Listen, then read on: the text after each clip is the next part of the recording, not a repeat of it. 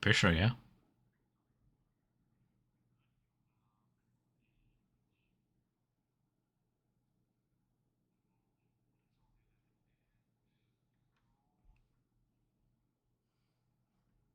Hmm.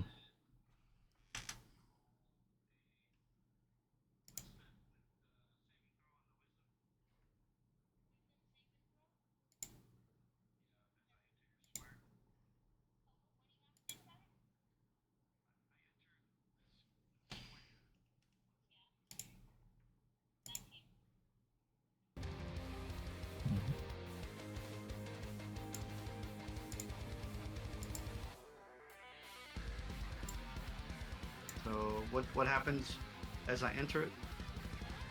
I guess that'll happen here. Yeah. I don't know how it happens when It you're happens flying when in you the enter. air. Yeah, but I mean, like, I don't know, because you're supposed to be moving in a random direction, but I don't know how that's gonna happen when you're flying through the air. I'm confused. The effect currently of the spell, Abby, is the whole wafting of pie Sorry, scent in the air. That's a charm. I so know you're that one. flying them. Huh? Sorry, I got them confused. I couldn't remember which one was up with all the chaos of the, trying to figure out if things could stack.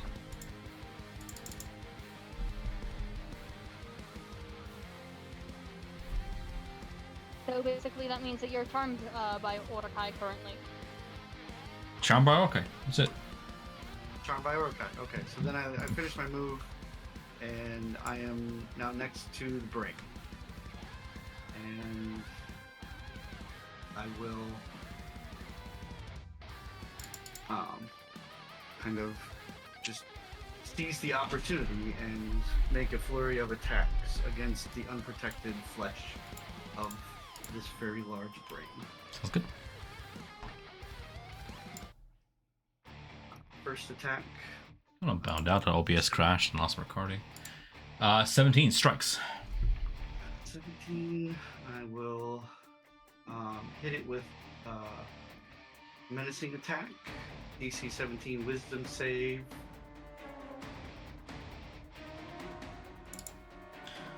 Wisdom. 21.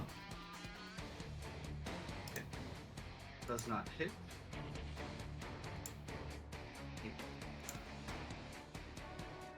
19 damage.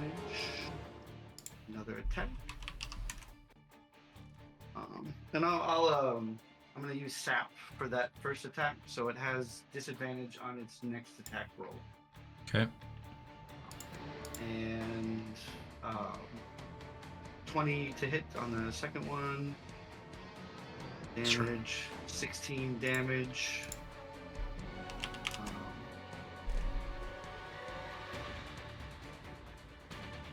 And we will 31 to attack, and I'm going to try to menacing attack again.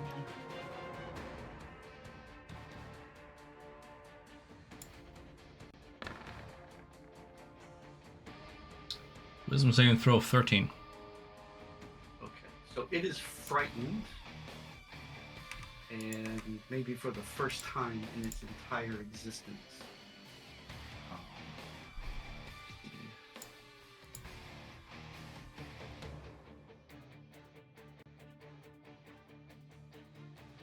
Okay, so on the other attack I did, I hit it. So I'm just gonna roll 2d10 because I didn't add the menacing attack damage to that one. He's 2 damage. Wow. Thanks, universe. And then do the damage for that one. 24 damage. So 26 total. Now action surge. Seeing a break in its defensive. As I hit it 3 times, I attack 3 times more. 31 to hit, 22 damage, 28 to hit, 18 damage, And 16 to hit. 16 strikes. 18 damage. And I'll use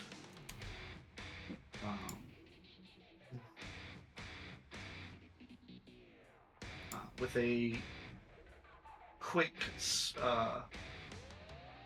switch of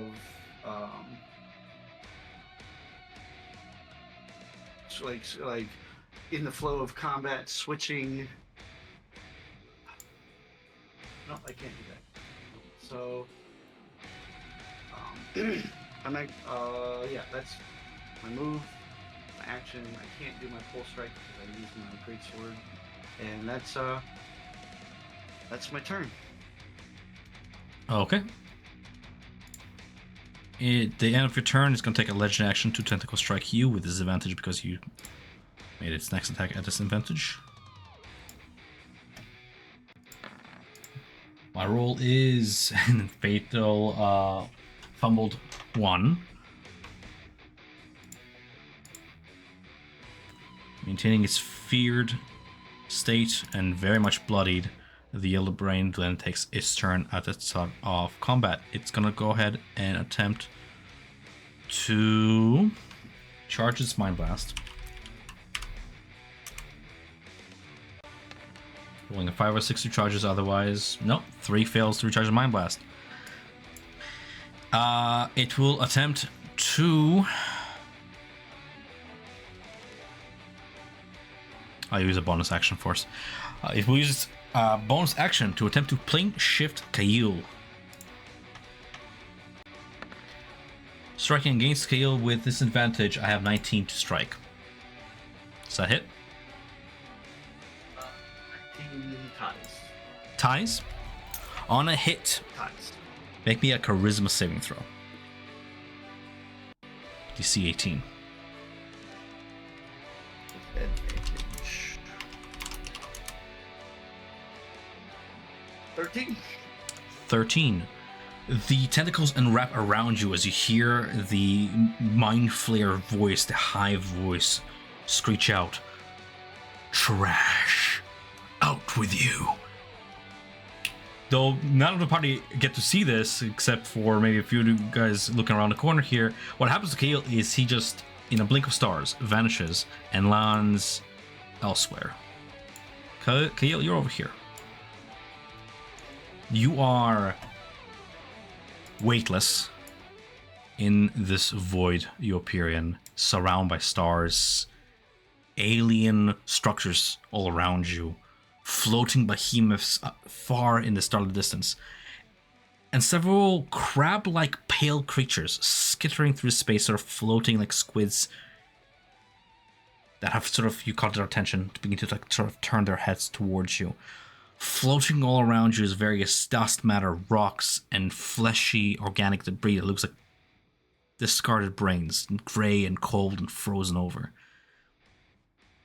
Perhaps reflexively you would go through your throat, gasping for air, but thankfully the air here is somehow breathable. Nonetheless, you're sort of floating in this astral sea you're surrounding in, as you have been plane shift banished.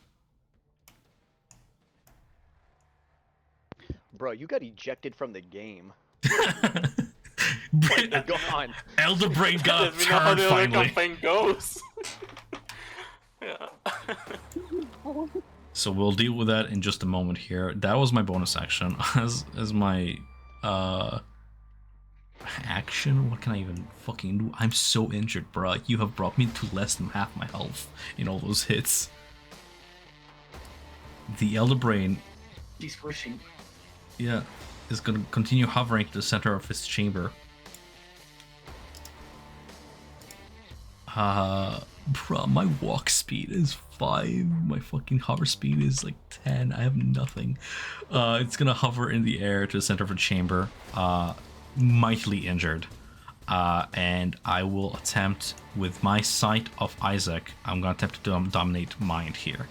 Dominate monster on Isaac is gonna be ADC 18. Wisdom, saving throw. Wisdom. Yes. Maintaining concentration on that. 13. 13 fails. You are charmed by the Elder Brain for the duration of its concentration on this spell. And now I get to actually read the spell. Now I get to actually read it. One creature you can see within range must succeed on a wisdom saving throw or have the charmed condition for the duration. The target has advantage on the saving throw if your allies are fighting it. So roll me that again, actually. Yeah. Did not catch that the first time. 25 saves. Nice. That's my bet on me. I was like, I'll read a spell if I actually succeed because I've been facing failure left and right. So my bad on that with like the Thea thing. Thankfully, it was not that important with Thea, but didn't change anything. Okay. That is the end of the Elder Brain's turn. Intellect Devour remaining on the map is gonna do its best. Concentration saving throw against Sneezing Powder. Can't believe we survived for that long. Hey, it's no longer sneezing. With a 19. 19. He lost 4 times, right? Yeah, 15. Yeah. Congratulations. Yeah. Amazing. On its turn, no longer sneezing. Not in Everett's tentacles, but in the effect of Oricai's spell, it is incapacitated and runs, skittering at top speed out of the tower just beneath Thea's feet. With a 40-foot walk speed, it makes it all the way to like the wall here. I thought it was on the charm thingy. Hmm? I thought Oricai's spell was set to charm. It's set to Kyle this. ran through it. It's set to this. I would very much like to like move on. I know the whole. I want to let Kale do a cool thing because otherwise he would have just lost a turn. I caught it later on. I just don't want to like retrospectively. Like I'm handling a lot of on my end here. You are correct. Yeah, got it. You are correct. I just don't want to take it all back now. To be fair, every player should be tracking their spells. It's not up to the DM to track their effects. I made a mistake because I had to track Oricai's spell.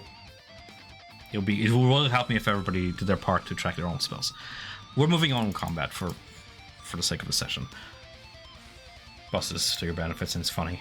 Fucking skittering a little brain beneath Thea's feet here. Same thing with Elder Brain here. Out of the tower and exposed. The other dragon is gonna do like a strafing maneuver, like with his flaming breath. It's gonna fly top speed, like 80 speed, and just who can I target with my flaming attack? It's gonna go ahead and land on like the southern edge of this battle, sort of clinging to the edge of the wall and breathe a plume of fire at the Illithid and the Intellect Devour at Thea's feet here. Fire breath. It's a lot of dice. That's 59 fire damage. DC 17. Dexterity saving throw. Half damage kills the Mind Devourer. Anyways, the Illithid moves a dexterity saving throw against the effects of the dragon's flame.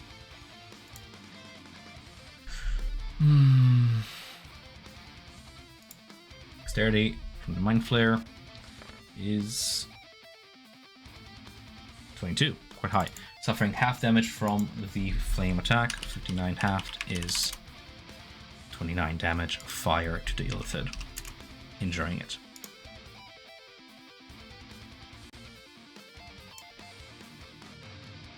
Okay. Thea is safe from the fire. Dragon's not gonna friendly fire Thea. On Thea's stunned turn, Thea rolls a wisdom saving throw, or no, intelligence saving throw against the effect of stun. Yep. 14. Okay. I think she remains stunned. Yeah, no reactions from party, it remains stunned. No problem. Alright. Amber does the same. 17. It's an 18. Yeah, DC 18 from the Elder Brain. Come on, let me see. We remain stunned. Yeah, I'm just waiting for the party to react. You're not within sight of me, right? Orakai, you're sheltered within the tower. Nobody is within sight of you at this point. So Okay. everybody's outside helping one another. You didn't take damage. I can't. No. That's alright. Okay, moving things right along here because grueling combat is getting grueling. Mind Flare being drowned in the river Styx.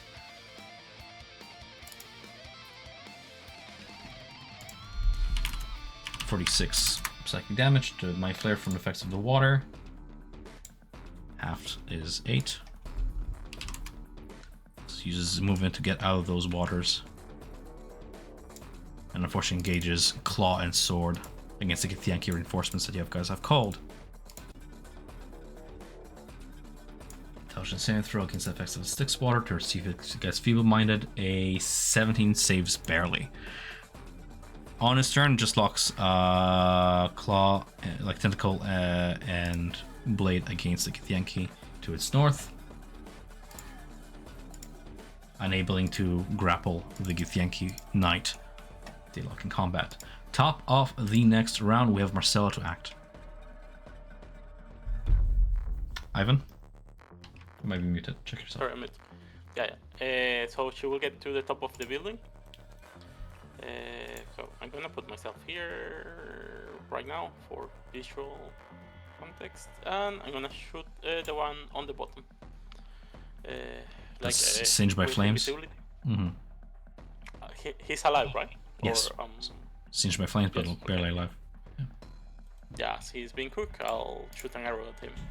Yes, with advantage because I'm Sure. invisible at this point. Not 20 for Let's go! Hell yeah. a bunch. I don't think I need to do anything there. Well, tell me damage.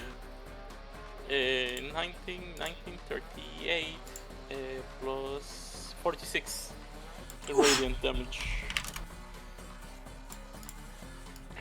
Breaking it down to Death's Door. Oh, he's alive! Oh my god, okay. Barely. I was not expecting that. And looking at the floor, I see that my companion, Dr. Isaac, PhD, he's suffering. So I'll shoot an arrow of teleport to him, so he's come on top of the hut with me. And Oh, I thought That's- maybe it was just going to be a pile of invalid people all in one place. Like daycare. Just build a little fence around us and leave us there. yeah, keep you safe and nice. But yeah, that's it, Tom. Both of us on the top of the hut.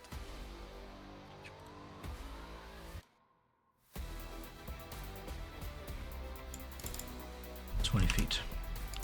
Okay. Yeah, place By the it way, wherever. You can resist the effect. Just letting you know if you don't want. You have to be willing. That's the thing. How tall is the hut? Because I actually 2 stories up, planned 20 feet. 2 stories. Ooh. No, you know. I don't think I can move on top of the hut.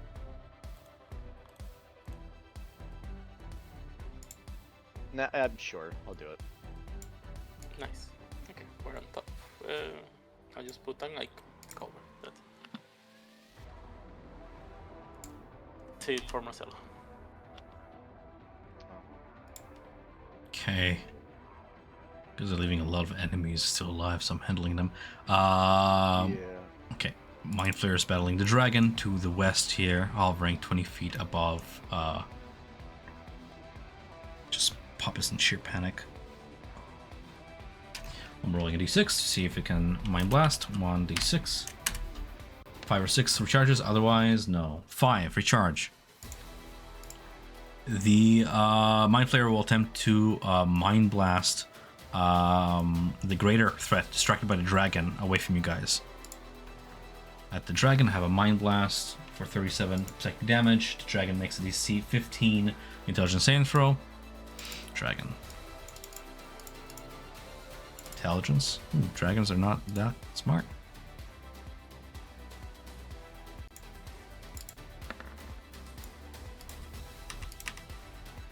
16 passes, however, for half damage of 37. Psychic receives 18 all in all. As the tides of battle begin to shift in your favor. The Mind Flare is still in the lair of the Elder Brain. Is still rolling against the effects of dust, I believe. No, this one's saved, but remained within the tentacles. Is gonna go ahead and try and break out of the black tentacles. Mind Flare, Strength, with advantage, like a spell effect. Is gonna be a. Please roll it. Both times 14, failing. At the end of the turn, still restrained. It's gonna go ahead and take 3d6. 16 damage all in all, squeezing it where it stands, and recharges its psionic powers, but unable to target anybody within sight of it at this point. Mind Flare still choking on the dust. In the northern reaches of the lair, is gonna go ahead and roll a Constitution saving throw with advantage. 11 is an exhaustion 4 at this point. And he cannot save anymore. Like Noted. the most he can roll is 21. Okay, so what is the situation here? We have Orkai's turn. Abby, you are alone in this sort of hiding in the storage tower still, but beside you is one of the Githyanki, like Dracomancers, Dragon Riders, green-skinned, narrow face, sort of dressed in like Magister robes, the color of like crimson, and this cool cyan that shimmers with silver a little bit. Space colors. Seems to be locked in combat with the Illithid, sort of stuck between a rock and hard place between its dragon and itself. So you can disengage if you wish, or you can join them in a fight happening merely 10 feet away from you outside of a window. Other than that, there is the wide open door to the south of you leading out of the tower where the rest of your party is fighting. Also, as a reminder, your spell still holds. The Mischief spell, if you want to roll a d4 to see what happens, you can. Yep. And I'm going to write it down as text Okay, on the so- map so we don't forget. Yeah, I've written it down as well. I just rolled and the charmed effect. Charmed. And it's a wisdom saving throw. Okay. No problem. Mind Flayer rules wisdom.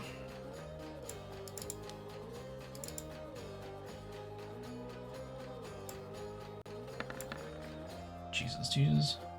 11 and 17 on those saves. So one succeeds, one fails. Fail both? 17? Yeah. Okay, awesome. Yeah. Charm. Okay, anything else on your turn? Mordecai is going to move towards the party. How close can I get without getting into my own spell? Out of curiosity. Your own spell is in a whole other tower. You are at 0 risk of running into it. If you head out the door, uses about 10 feet of your movement, you would see directly to your south is Thea, still stunned by the presence of the Elder Brain. To your north, around the corner, is Amber under a similar effect, about 10-15 feet like to your north in the other direction. And the shadows sort of cast from the giant brazier of the castle illuminates the silhouettes of, like, the shadow silhouettes of both the professor and Marcella up on the roof of the tower where you just exited from. They're on the roof, out of your sight, but you can tell they're there by judging by these shadows. And there's fighting all around you, like to your side is one Mind Flayer fighting a Githyanki knight. To your very, very far south is a dragon clinging to the side of the palace, bringing down fire and flame onto another one of those Mind Flayers. And you can see the entrance to the lair, the Elder Brain lair, from where you stand, where several Illithids are charmed by you, but the Elder Brain still hovers through the space unaffected by your spell. How many feet away is the Elder Brain? The Elder Brain from where you stand is 25 feet away from you. Okay. So I'm going to use my action to cast Blight on the outer brain. Blight. We see what safe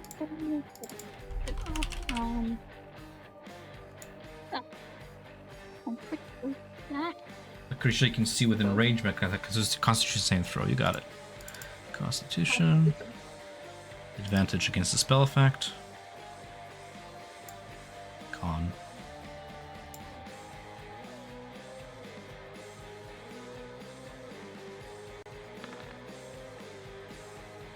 Sorry, 23 what on did my you save. roll? It took me that long to roll. Yeah. 23. You take half damage. I got 32. 32 half is 16. 16 necrotic damage. Sparks of the brain blacken and wither. Yeah, it's 16. Yep.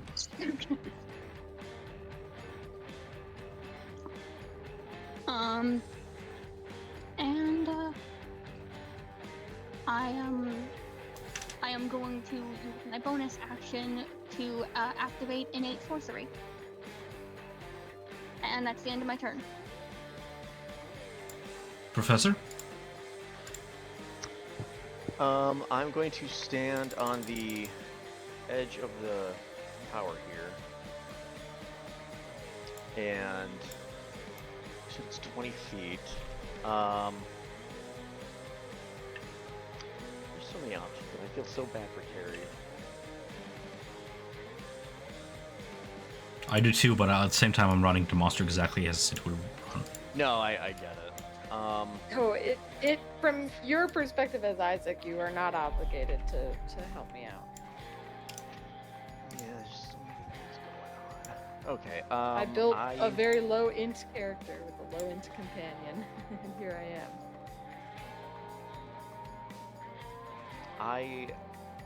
I'll throw another wave of magic missiles at the brain. Try to disrupt anything it's concentrating on. What is it concentrating on? Is it concentrating on having Caillou in a different realm? Or anything? No, that was a plane shift. That wasn't a. I'm thinking it's not concentrating on anything because you broke his concentration last time. I tried to dominate monster and you saved against it. That's why it's not concentrating on anything. So you still want to do Robo Stars? Okay. Yeah. No then. I'm going to cast different spell. I'm going to cast Slow.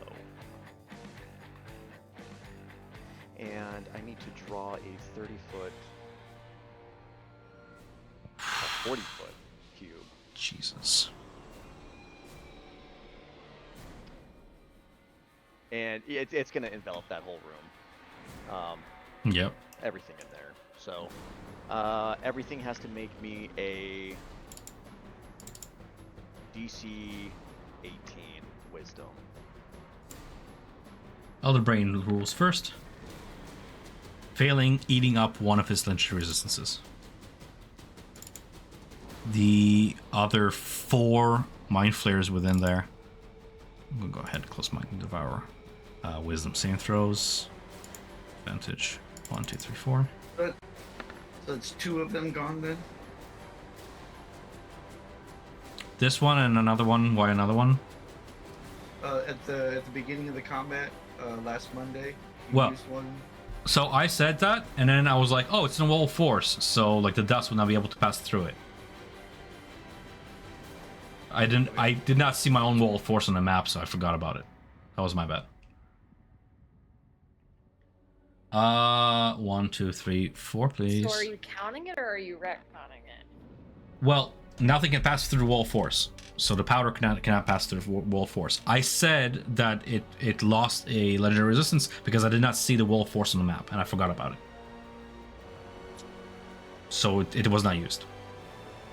Sure. Good. I mean, you just went with a effect that you misremembered on the intellect of our scurrying instead of retconning, and now you're retconning instead of going with it. I'm gonna give it to you guys. It can have 2 legendary resistances off. I'm really not losing anything with this. I just want to move on at this point. Wisdom saving throw then for the Mind Flayers is 23, 19, 21, 23. What's your DC there? for slow? 18. 18. Yeah, just one of them. Okay. Just one of them.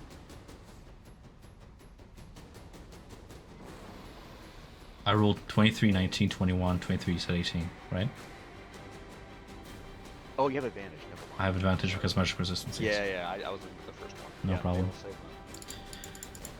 Well, after that, the spell doesn't take effect then. Average Black Tentacles is also gone because that was a concentration spell. No problem. Um, I'm down to one last legendary resistance, so kudos. At least there.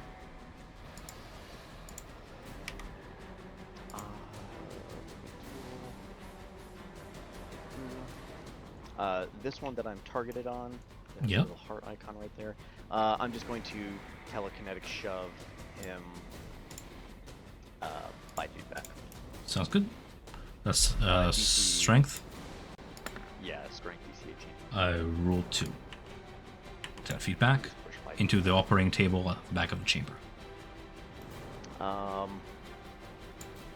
Woof. We need that big dragon to swoop in. And then I'm just gonna try to move back a little bit more.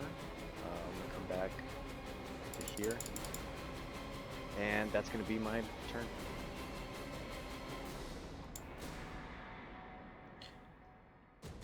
Okay.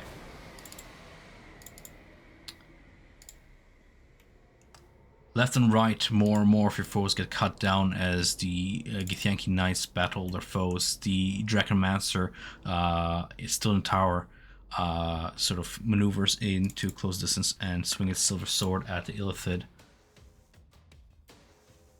For 23 and 22, both strike for a total of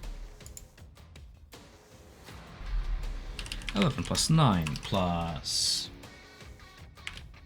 9 plus 8 damage, 37 damage against the Illithid all in all, as that combat takes place in that section of the map.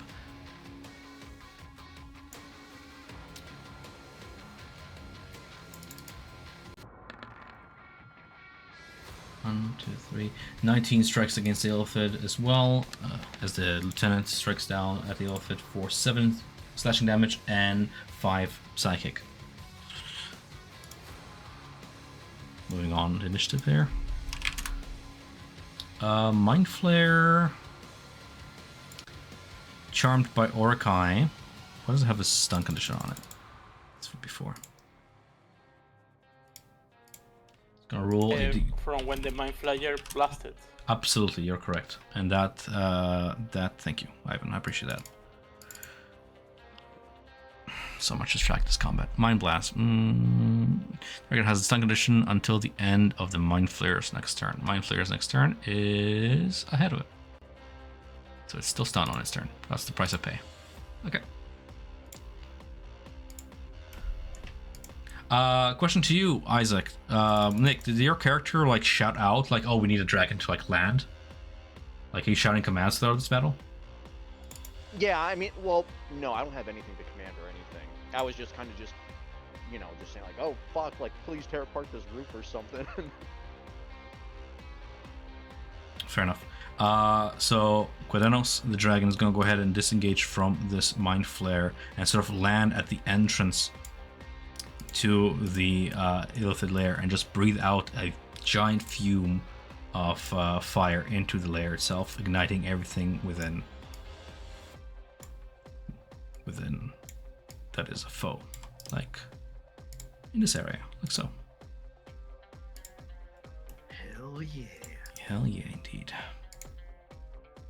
So I have 3 Mind Flayers and the Elder Brain caught in that. The Elder Brain rolls the Dexterity saving throw first. Let's see if I eat up my last legendary resistance then. That's not my Elder Brain. This is my Elder Brain. Elder Brain has a +0 to its Dexterity. I rolled a 11. Takes the full blast of the Dragon Flame. Hell yeah. Hell yeah, indeed. Dexterity saving throw from the 2 other Illithids. I rolled 15, 23, 20. 2 saves, and 1 closest fails. Alright, Time to roll some fire damage. 59 fire damage into the room.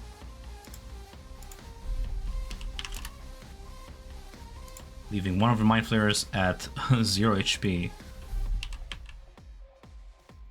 That's 59, so that's 20. Okay, 28.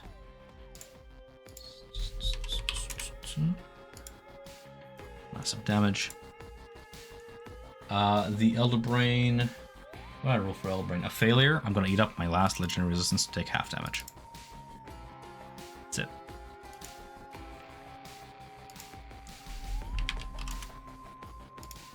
As the interior is singed. In between turns, as a legendary action, I'm gonna go ahead and strike the dragon that just landed at the door with a black tentacle from the Elder Brain, attempting to grapple it. 18 to strike against the dragon, just hits, grappling the dragon in place as tentacles begin to enwrap the dragon. 10 bludgeoning damage. And slowly the dragon begins to get sort of like pulled into the chamber, ever so slowly.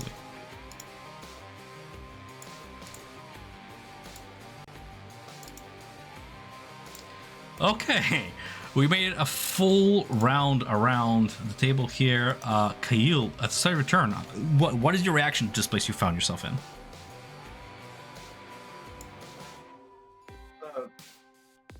What? Fair enough. I guess. He just. I mean, he's been teleported before, but he knows he's in trouble.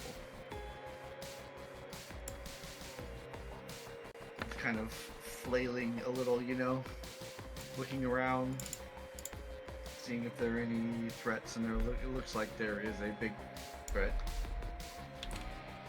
It's French-shaped. Just a giant, massive sort of brain collector of a crab with 2 red claws, pale skin, like several red bulgy eyes, a maw, and through its like translucent skin on its back, you can see like the brains it has collected in this space. Yep. That's a thing. Is it my turn? Yes. Oh. I'm just chatting. I just missed you, Matt. Oh. No, I didn't know it was my turn. Absolutely. Is it within 5 feet of me? No, but you can definitely close in distance. I guess I'll swim to within 5 feet. It takes a struggle, as there's nothing to grasp, but eventually willing yourself with intent to go forward, your mind pulls you through the astral realm, swimming forward. And I will attack this big, terrifying thing in front of me because it obviously wants my brain. Okay. And we will. As soon as you raise your glaive and strike it with 31, wounding it, it screeches out in pain and drops what it was eating, no longer distracted by it. Okay. For 19 damage, 30, 20, for 15 damage, 27, for, oh, I'm sorry, I didn't have advantage on any of those. So it would have been 15, 31, 15, and 27. All hit. The soft, Okay, fleshy, natural armor of this creature. And on the last one, I'll add a superiority dice and do menacing attack. DC 17 to be frightened against me. Wisdom save. There's a 7. Frightened of you, indeed. So you have disturbance meal. You can screech out in fear. And 9 more damage. Okay.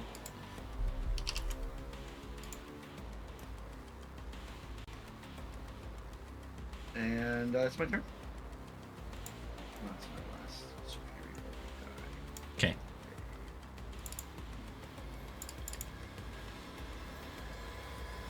On its turn, the Elder Brain closes distance with the now grappled dragon. You begin to see itself enwrap itself as the battle thrums to a fewer pitch.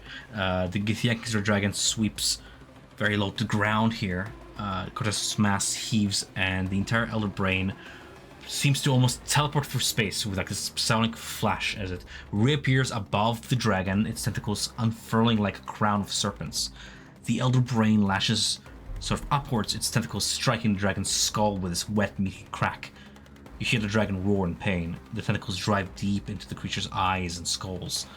The wings stiffen midair as psychic lightning curses through the veins of the creature.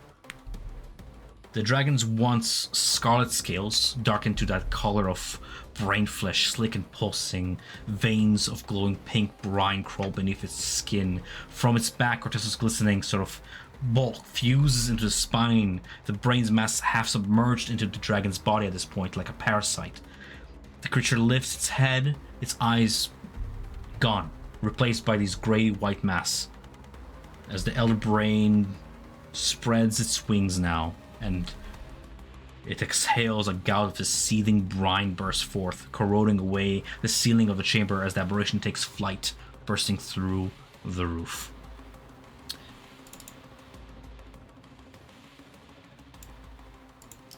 Add to initiative. Apply Corteso's HP remaining. Well, that's fucked. It was knowing you guys. Amber, did you see that? You guys, That's what she does. She's drooling at this point. It's been 18 seconds of Yeah, we stun. We don't have any damage. it's okay. Injured, already injured. We're screaming inside like, kill it! Kael, kill it. Kael's a god. Alright. Dragon fused. Elder Brain's initiative is 12. Noted. End of turn. 12. End of turn. So.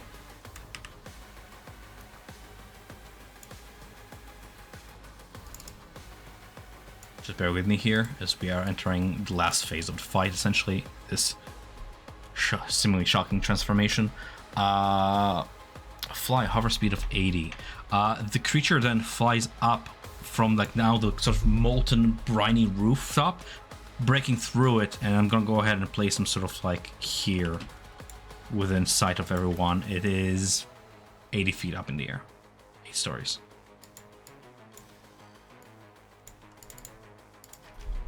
Zero. Okay, got that. Okay. Mind Flare burning up into the southern edge of the map here is struggling to stay alive here against the dragon. All it can do is hope for the best as it tries to recharge its psionics, failing, too wounded. It very meekly locks in tendrils with, okay, I guess, Thea? I don't know. I don't have anybody here. Thea's stun, actually. Do I have speed enough to attack Orkai? That's correct. Yeah, walk speed. It's gonna just lash out toward Orkai, trying to entangle Orkai in its tentacle grasp. Orkai, against you, I have an attack roll of 22 striking for 21 psychic damage against your character. As the Shit, tentacle, that's a hit. that hits and wrap themselves around you, they break your concentration on the spell you're holding, the mischief spell, because of the stun condition that it applies upon you. And you said 21 psychic? 21 psychic.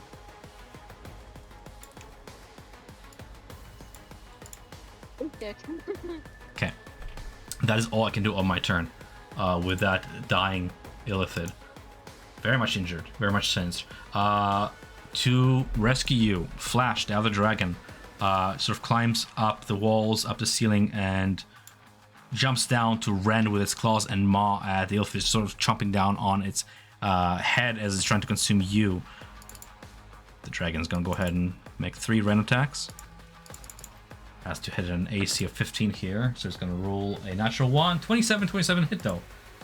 If I deal more than 18 damage with the total here, Yeah, so as it's about to absolutely like stun and opens up its like squid-like maw toward Orkai, it just gets absolutely decapitated by a chomp from above as the red dragon kills the Illithid, ending the stun condition on Orkai, but your spell has still been broken. Okay. Dragon has movement, plenty of it, so I'm gonna just use the rest of its movement to fly up and at this point join in with Marcella and the professor on the rooftop. Thea rolls a DC 18 saving throw against the effective stun. 11. Okay, how many turns has it been? I'm gonna say this. I'm removing the stun effects because for no reason other than I'm a nice DM. It's been like a whole bunch of turns. I'm gonna flavor it as the weakened brain. It's sheer concentration now, sort of on this transformation, becoming this fusion of dragon and elder brain. It lets go for just a brief moment of that stun effect of its grasp, letting Thea shake out of it. I'm gonna get Thea and Amber their turns here. Yeah, I'm just being nice. No, I mean, you don't have to. Mechanics are mechanics. I'd rather you play. Alright. I am unable to see from Thea's vantage point as Amber. Like, I can't assume her token, if that makes sense. You don't have sight? Let me just scoop my I'll put my token back. No, I can fix it. One second. Now I can see from Thea's POV. I can also do this, and that fixes that. Right? You have Okay, sight now? cool. I can see better now. Great. Okay, so the Elder Brain is 80 feet up. Okay. That's a Githyanki above that flare. Okay. Thea is going to approach this Mind Flayer. Is he hovering? No, he's on the ground, locked in, like tentacles and claws against the lieutenant. Cool. Thea's gonna help out with that, and multi-attacks, try to slam into it. Rolling against an armor class of 15. Sorry, I didn't roll. 24 strikes. Yeah, that's a 24 to hit. So that's 13 bludgeoning on the first attack, and Thea gets a second attack. A 19 to hit Strikes. for an additional 13 bludgeoning damage.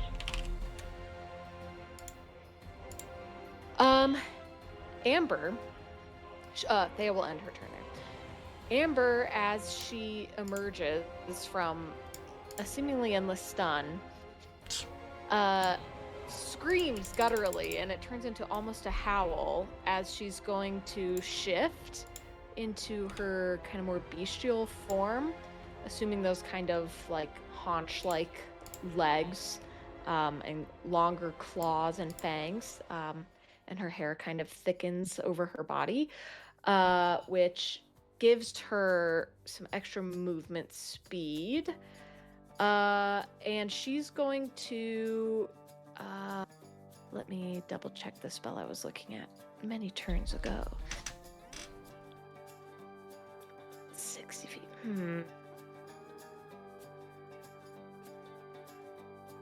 Sorry, it's a longer range than I was expecting once you took flight.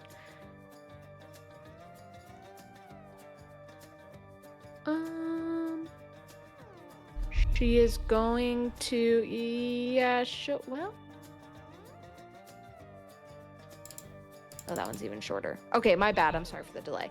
She is going to step out so that she can see into the room.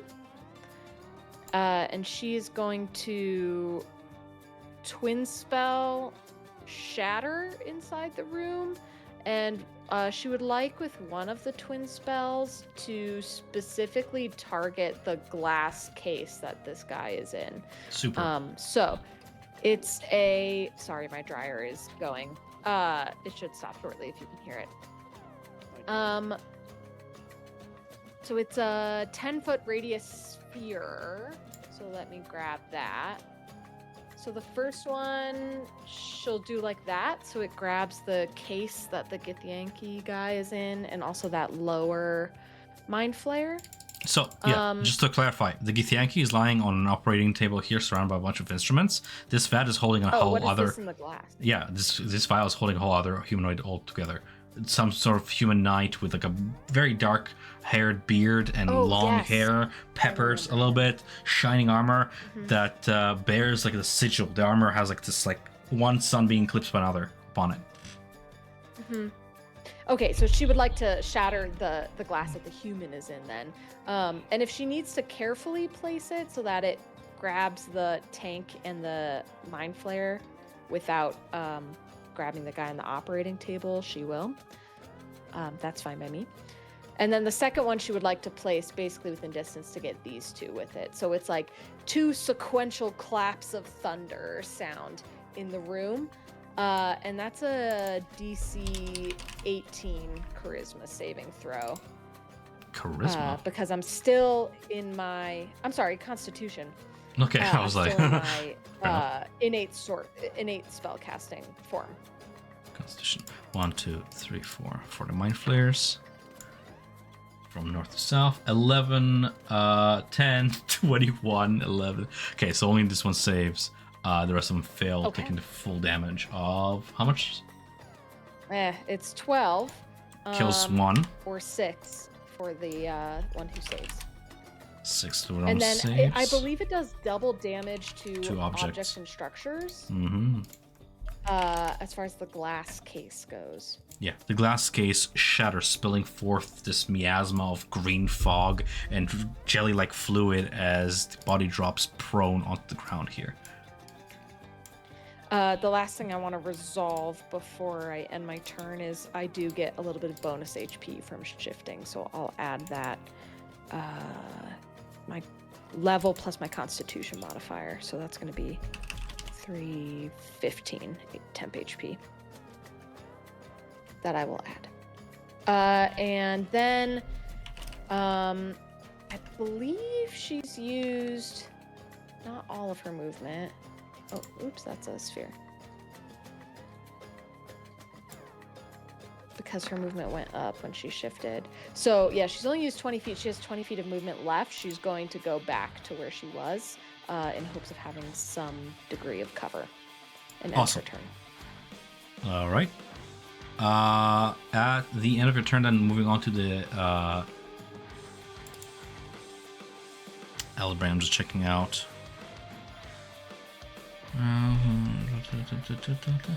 The Draconic Albrain has legendary reactions, but I had to move out of reach, so I'm just gonna skip those for now until it's next turn. The Mind Flare at the base of the tower, battling the Lieutenant Githyanki Knight, is gonna go ahead and attempt a tentacle strike against that target, failing to hit its armor class. They're not very great at melee at all. On the other side of the cosmos, across planes, the now attacked creature is going to try and defend itself. Against Kail, the crab-like creature strikes out for a 8, 13, and 12. It is a very meek creature, not used to your might here, so it doesn't do very well, especially not in its frightened, injured state.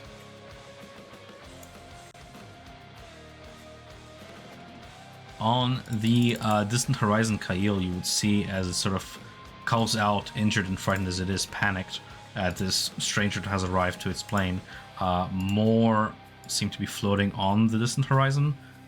They're not moving very quickly, but they are sort of around. So you take note of them. I'll place their tokens like so while you're in this plane. You count a total of 4 more of them. Meat for the pyre. It's gonna be it for its turn. Marcella, it is your turn. Okay. Ooh. Looking at this new monstrosity, the first thing I want to do is hide behind the wall. So trying to use the chaos, flames, multiple bodies, I'll try to hide them. Let me know if I can. You can't hide within plain sight, so you'll have to move somewhere behind cover. Yeah. I'm gonna try to get here in this cover. Oh, no. Sorry, I was too zoom in and hide there. Let's see here. Yeah, this is the most I can do. So, this wall. Yep. Roll stealth. Yeah, okay. Minimum 22. Natural 20 for 32. You're as close as visible as you can get as you meld into the shadows and walls. Barely illuminated by the sigil burning to your side. Like, trying to look like at a weak spot on the dragon, I'll take a peek out of the wall and shoot it. So, you see that's my bonus action. Which target? The big dragon. Oh, okay.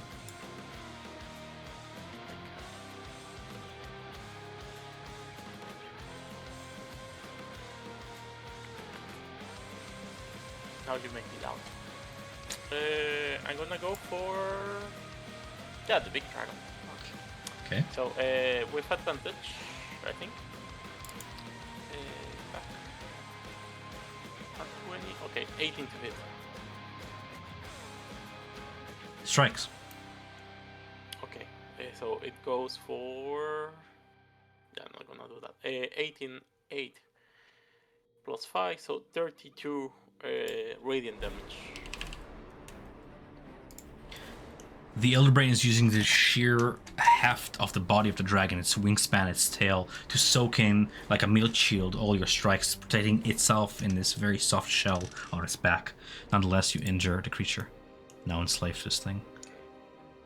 Okay. And once more, I try to climb the house up on top of her. And I'm just gonna put myself here. But that's it. Okay. The targets you're still kept alive continue sort of locking tentacle and blade against the Githyanki, as I will rule those in the background. This injured Illithid here is going to walk north 30 feet, charging out of the tower. Claws and tentacles outstretched toward Orkai, who is on the ground. The Illithid charges out of the tower. 4 tentacles raised up, and it's going to make an attack against Orkai.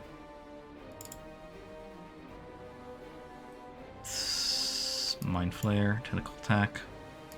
Rolling. Plus 3 to strike, with my bonus is 18 against Orkai.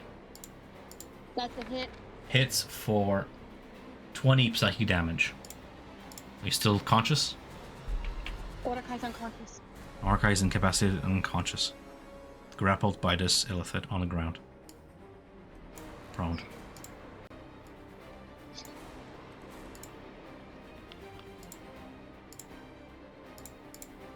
Critical moment. Alright.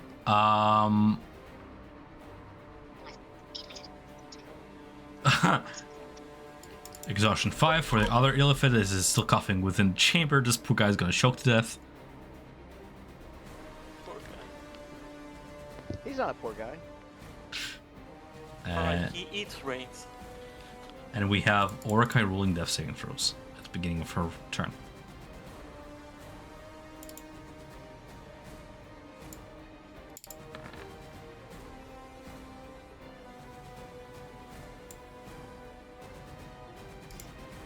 Abby, what did you roll for a death saving throw?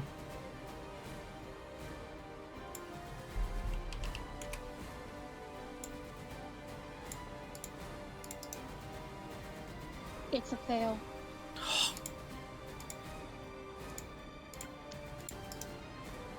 Such is the tides of battle. Professor?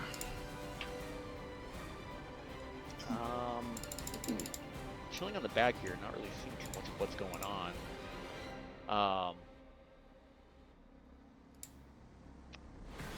I'm going to. I'm gonna do this. The professor looks and he sees the elder brain dragon, going away. But he hears the commotion and the fighting, yelping, screaming, all that stuff. I'm gonna put faith into my companions.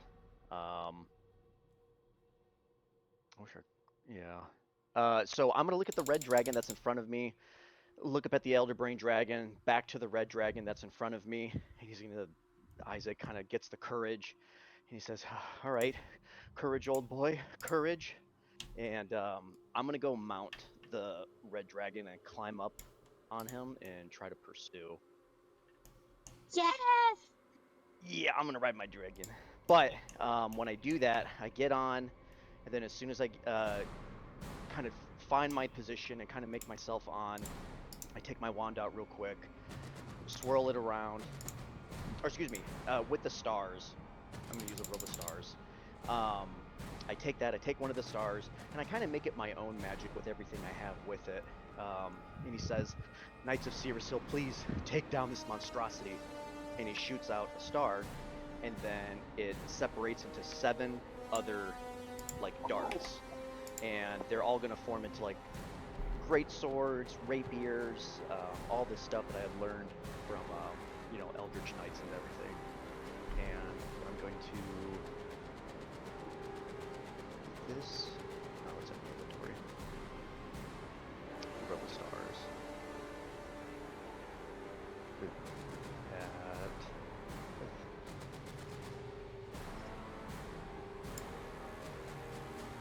So if it is concentrating on anything, it's another 7 concentrated, but I don't think so. It's not, but okay.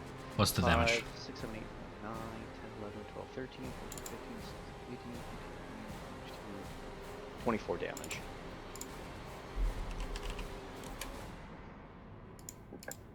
Shreds the wings as where it hits, lacerates flesh.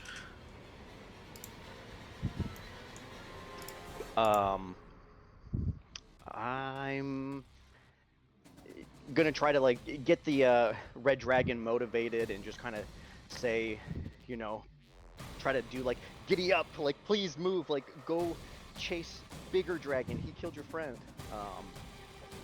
And along that process, I'm gonna quaff my bonus action, my other little potion that I have, and that's gonna be it for my turn. Okay, so you take wing, rising up at the top speed of the young red dragon, flying up 80 feet to match the creature in the air. So at this point, you'll be rising up, up, up. Which direction do you want to go? 80 feet straight up? Yeah, 80. If he's hovering 80 feet, I'm gonna go. Yeah, I'll go up 80, but I'll be back maybe 15, 20 feet or so from him.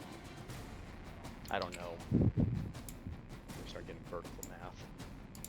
But whatever I can do to match his elevation, but be back from him 20 feet. Okay. Done.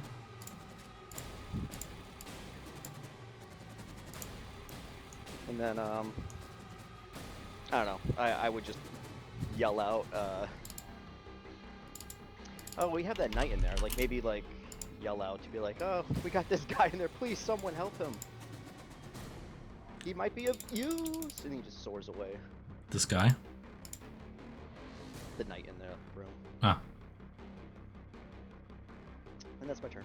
In between shouts, Lieutenant Valeth in between shouts and swings of her silver sword shouts, "Our mission is wow, Taris." I almost forgot his name. It's been that long. Nonetheless, they lock in zeal. The Dragonmancer, who's been fighting on a rooftop against this Illithid over yonder on this side of the combat, from where you just took off with your dragon, has been locked in by tentacles of the Illithid, getting stunned by it. Nonetheless, the lieutenant manages to cut down the Illithid at the ground in front of Thea here with a few swings, I'm sure. Githyanki Knight, action, silver sword, swing, hitting for 25 to hit for massive damage.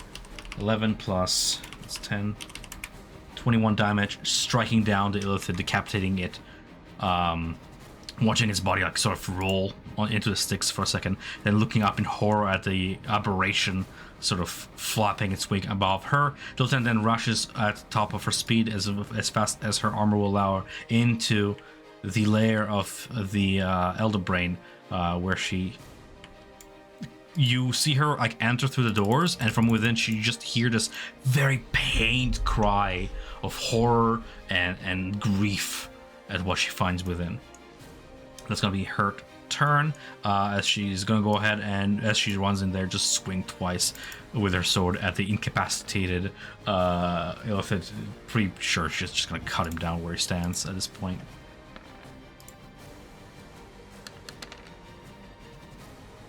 Okay.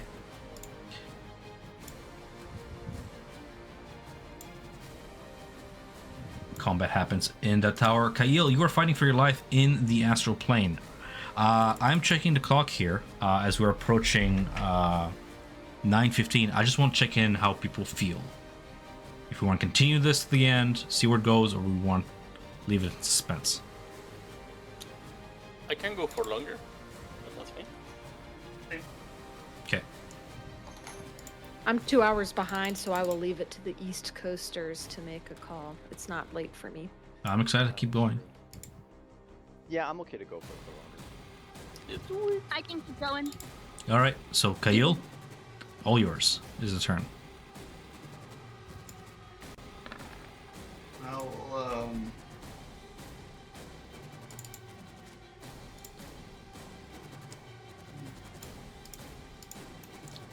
This man is thinking. I'm very curious to see how you guys are going to solve the issue of plane shift. By making a new friend in the bazaar. Like, one of the killers has joined the party.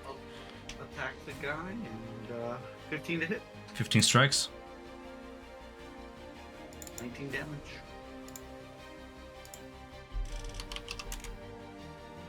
Remember, you have advantage against this thing because it's frightened, right? Do I have advantage against it? Is it frightened until like the beginning of your next turn? And oh, my next turn. Yeah. So Okay. yeah, that's I think that's what frightened does. No, frightened, he has disadvantage on attacks against Oh. heal. But Okay. Yeah. You're right. I just checked it. Okay. 20 damage. How do you want to do this? 20 damage. Basically, I just grab it and I run it through, and I'll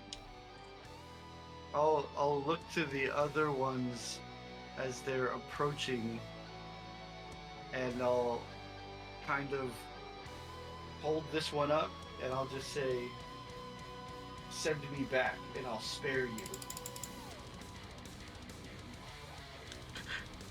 2 seconds. I'm checking languages.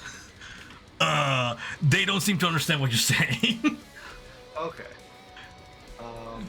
And yeah, I'm gonna that's, say you existing in this world, you know the languages of the world. You might not understand them, but you know what they sound like. So just like you and I know what Mandarin sounds like. They seem to communicate with each other in panicked, deep voices. They're talking in deep speech. I do not speak deep speech. All the while you'll see like as you cut the creature open, like a whole bunch of brains like drift out of its like form, and like little shrimp that begin to sort of scuttle close to it, trying to skimper like eat the innards that float around. I guess for my final attack, I'll swap to my longbow and shoot at the one I pinged for a 16 to hit. Okay, which one? The one I pinged. Yeah, okay, the one. Yeah, gotcha. For 16 hits, 12 damage. 12 damage.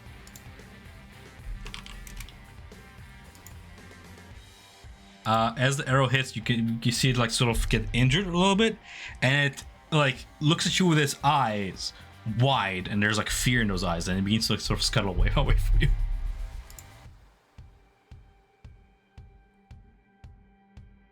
They're not used to their food fighting back, right? They saw how you dispatch one of their own in less than 12 seconds. You're not suicidal. It's intimidated. That's my turn as I float in the astral sea. Okay. The Elder Brain Dragon. Let's make it this epic. I was like, I'm contemplating like I should have it run away.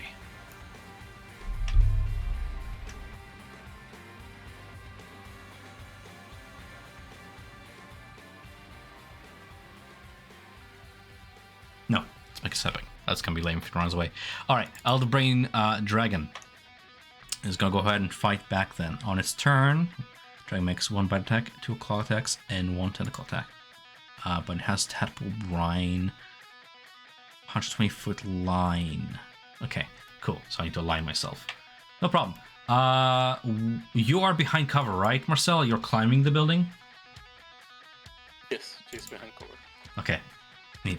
So the dragon's gonna go ahead and flap its wings up and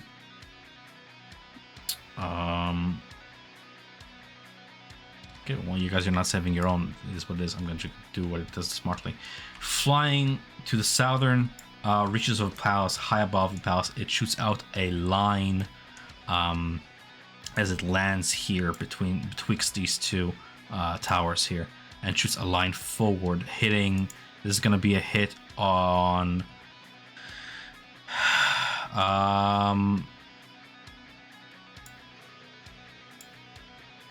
Sorry, I'm measuring here. So, roll 20 is being difficult.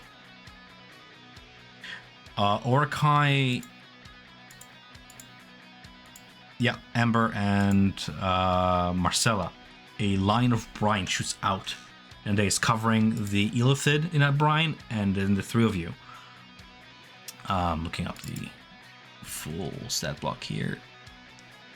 Constitution saving throw from a lot of you. Okay, lucky on that. Con. I don't So mad. know because I'm doing death saving throws. You're doing death saving throws, you're getting hit by this. Yeah, it's just for the rest. Yeah. Luckily, it's just one more fail. I mean, it's a party. You have to act together. You have to save each other. Like, it is what it is. The Mind Flayer also make a Constitution saving throw against this. It's probably going to get killed by this, but the dragon does not care. These are just puppets. I had a save Orakai plan, but now I'm toast. 10, taking the full brunt of it. The Illithid just melts in the brine, taking the full amount of the psychic damage. And is dead. So, who succeeded the DC of 22? Who failed? No, nobody. Yeah, I failed. Okay, it's 44 psychic damage.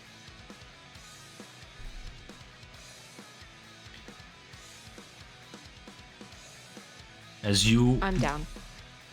Those of you still conscious, though, we should be Marcel at this point, you watch as the brine is full of these like maggot-sized worms that crawl over your skin, and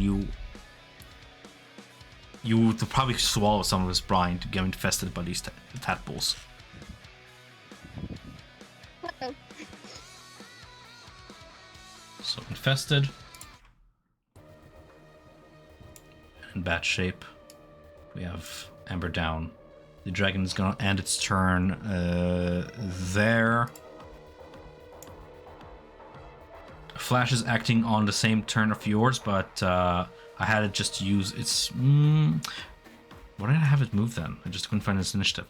Anyway, Flash's turn. Do you want it to use its fire breath? What do you want it to do on its turn there, Isaac? Yeah, use its fire breath against that guy. Try to take it down, because I'm hoping that once we like sever that Corteso link, like the other mind flayers will just like fuck off or take some kind of like mind blast. Or Absolutely.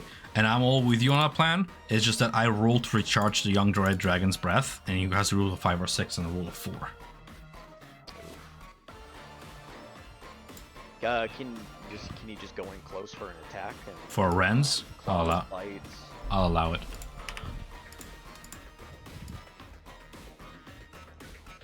Sort of like here. Yes. Yeah, he'll go in.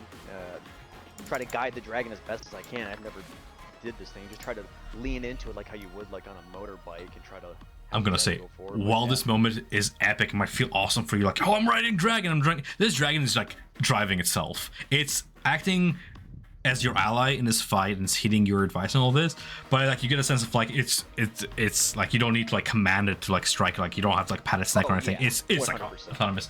23, 24 hit. 18, 15, no resistance fire damage for a total of 18 plus 15. 33 damage against the already mortally wounded creature aberration here, rendering it with its claws and maws and molten teeth. Okay. Thea has her turn. The dragon is on the ground for Thea. Okay. So Thea herself doesn't necessarily have an inventory, but would she understand where Amber keeps things in Yeah. her bag? Like, I'm wondering if she could administer a health potion to Amber. Yep. Okay, so she will, Orikai, I have a plan for you. She will cross to Amber and administer her a health potion. Okay. That's 2d4, right? 2d4 plus 2. Okay. So 7 plus 2. Amber comes 9. back with 9 HP. That's Thea's action, I presume. Right. No, yeah, it is action. Yes, sorry, I was. Yeah, that's totally fine. Yep. On Amber's turn, having awoken from the other side, she is going to approach Orikai. Doop. Administer Orikai a health potion with her action. I will roll that for you and let you know the result. 2d4. 7 HP back to Orikai. Nice. And now that Orikai is up, Amber's going to place a claw on her shoulder and say, "Let's get the fuck out of here." And she's going to quicken spell Dimension Door them to an area she can visually imagine, which is down here, just inside the door that they initially entered the courtyard from. So we're going into a hallway very near the courtyard that the brain dragon thing is in, but covered by walls. There's a door in front of us, no line of sight to anything, just for us to catch our breath after we lost it because we were dying. Assuming Orikai is willing. Oh yeah, Ordakai's very much willing. Ordakai looks up to Amber, and with a shocked look. Thank you. Oh my god, you have no idea. I feel like I haven't thought this clear in ages. I'm sitting here on a stat block for this creature that's on the verge of death and is a very powerful boss, and you're doing wonderful defeating it to the point we're gonna earn a level off this. But I'm sitting on a stat block and I'm reading it, and I'm not sure if you're gonna love it. You can stop. You can stop. Uh-oh. Brave. Counterspell. No. That's all awesome. I'm just reading this, okay? Tadpole Brine Breath. The dragon cells brine in a 120-foot line, 15 foot wide. Each creature makes a constitution saving throw, psychic damage, yada yada yada, or half as much damage on a successful one. On success or failure, if the creature is not a construct or an undead, it becomes infested with illicit tadpoles. While infested, the creature takes 3d10 psychic damage at the start of each of its turns. The creature can repeat the saving throw at the end of each of its turns, ending the effect on itself after it succeeds on 3 of these saves. But Boy. there are ways to cure that. Absolutely. If the creature is targeted by magic that ends a curse or restores 40 hit points or more, the tadpoles infesting the creature are killed instantly, ending the effect on the creature. And bad things happen when you reduce a 0 with a spell. That's why I'm like, I feel bad. But it is the stat block. You Yes. have a druid who can heal and help. Maybe he's come not here. next. Yeah, not here right now. I'm saying like because combat happens like in 6 seconds. If worst case scenario happens, you have a very small window for our druid companion to help. Absolutely. And I also. I'm more. can- Yes, and I'm more concerned about the immediate consequences Yeah. of this Yeah, blind breath. I get what you mean. Like, Because I pretty much r- Amber and Orca I are really like the dimension door. I really like the saving companions, but I feel like Amber and Orakai are just gonna drop here because this damage is. Unless I'm rolling like 3 ones.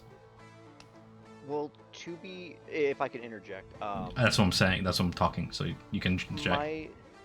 The dragon like that I'm riding is kind of in this one's face, like attacking it, rending claws and everything. I mean, it could say like, well, I've got this other bastard of a dragon in my face, so maybe I should deal with. No, absolutely. That is not the issue. You are taking full aggro at this. You are being the tank in this situation. I'm concerned about the tadpole brine breath's effect once you're infested. Well, it keeps taking if- damage onto you. Yeah. Yeah. Wanted to walk it back because I would reformat my turn if I took damage at the start of my turn because Thea acts on Amber's turn. So if we rewound, boop boop boop. I just did not back. want to interrupt you. I apologize. I like your plan. Yeah. If we rewound back, let's say that Amber took this damage at the start of her turn, lost a death save because of that, right? Like this is before she's up from Thea. Like I would have had Thea act second, I think, if she had taken damage at the if I knew that she was supposed to take damage at the start of her turn. I would have left her unconscious. She takes damage, loses a death save. I would forego Amber's turn, I guess, to have Thea come administer a health potion. I just want to check in to with the get her player. up. Carrie, you've been stunned. You've been like on the short straw this whole session. I'm playing this game to have mechanics are fun. Mechanics. As long as you're having fun with the mechanics, I can easily hand wave stuff if we're not having fun with them. If you like the challenge, I will run the stat back exactly as it says, and we can go with Well, so let me like ask you about how you want to run Thea, the interaction between Thea's action economy and Amber's, because if I could like intersperse them, then I would like lose a death save. Thea health potions Amber. Could Amber then take an action? I don't know. Like, and if she could do that once she was health potion, then she could kind of do a similar thing. We've done that before, where people share the same initiative number, and you're on the same team. Yeah. We interlaced actions, sort of thing. Yeah. It's not the base game, but we've definitely done that before and it was fun, and I'm all for fun. Okay. So maybe what I would frame it as then is rewind, doop doop doop. Sure. Amber's turn starts. She takes infestation damage. Bugs. She loses a death save, fails a death save from taking damage. Thea then approaches, administers a health potion. Amber's up. Does Amber still have an bonus action? Because basically all that we need to cover is that we forgot to add damage at the beginning of Amber's And that turn. is exactly why I didn't want to interrupt you, because I was looking at 5.1, and I was like, well, we've done this before. Yeah. And then you gauge. I think I would still, if that sounds okay to you, I would Yep. still rip my turn the exact same way. Yep. Orakai and I would end up in this hallway. We're still infested with bugs, and we're probably about to drop again, but at least we're like in cover. Sounds good to I me. guess. That sounds like a very cool turn of events. I just want you to be I aware will- that that's happening. Okay. Yes. So now Orakai and I know on the beginning of it, we can still feel the worms in our brains around there. We know we're Yeah. still kind of fucked up, I would say. But in general, if you'll let me run it that way, I'm good. I'm good. Let's do that. Cool. Okay. Orcai's up with like very little HP though. After Ember's turn, and giving that Thea and her turn as well, we have the Nithalgu, which are these alien creatures. They're not attacking Kail. They seem to be intimidated. Not sharing a language quite. I'm very curious to see how you deal with this. Maybe it's a next session thing, but they seem to be like slowly shrimping away from you at the edges, not wanting to end up at the end of your blade. So they're not attacking. They did not start this fire. I'm gonna move things along there. Marcella's turn. We have Ivan to speak. Go for it. Okay. Tadpoles. I'm infested, so I need to solve that before anything. 13 psychic damage at the start of your turn. I'll do that in a second. Mm-hmm. Yeah, 13. Beautiful. Yeah. Not so bad. I see that this ally is being constricted and at the point of being devoured. Yes, which is... I apologize, Ivan. I also, before I forget, because there's a lot running, the creatures infested can also repeat their saving throws at the end of their turns, meaning that Amber would have got a save at the end of her turn to try and break out of this. That quick. All right. Yeah, it's a DC 22 Constitution. It's quite high, 11. but it's still a possibility. Okay, handled. Okay, fair enough. Sorry, Ivan. You see the Githyanki being constricted by the tentacles over there? Yeah.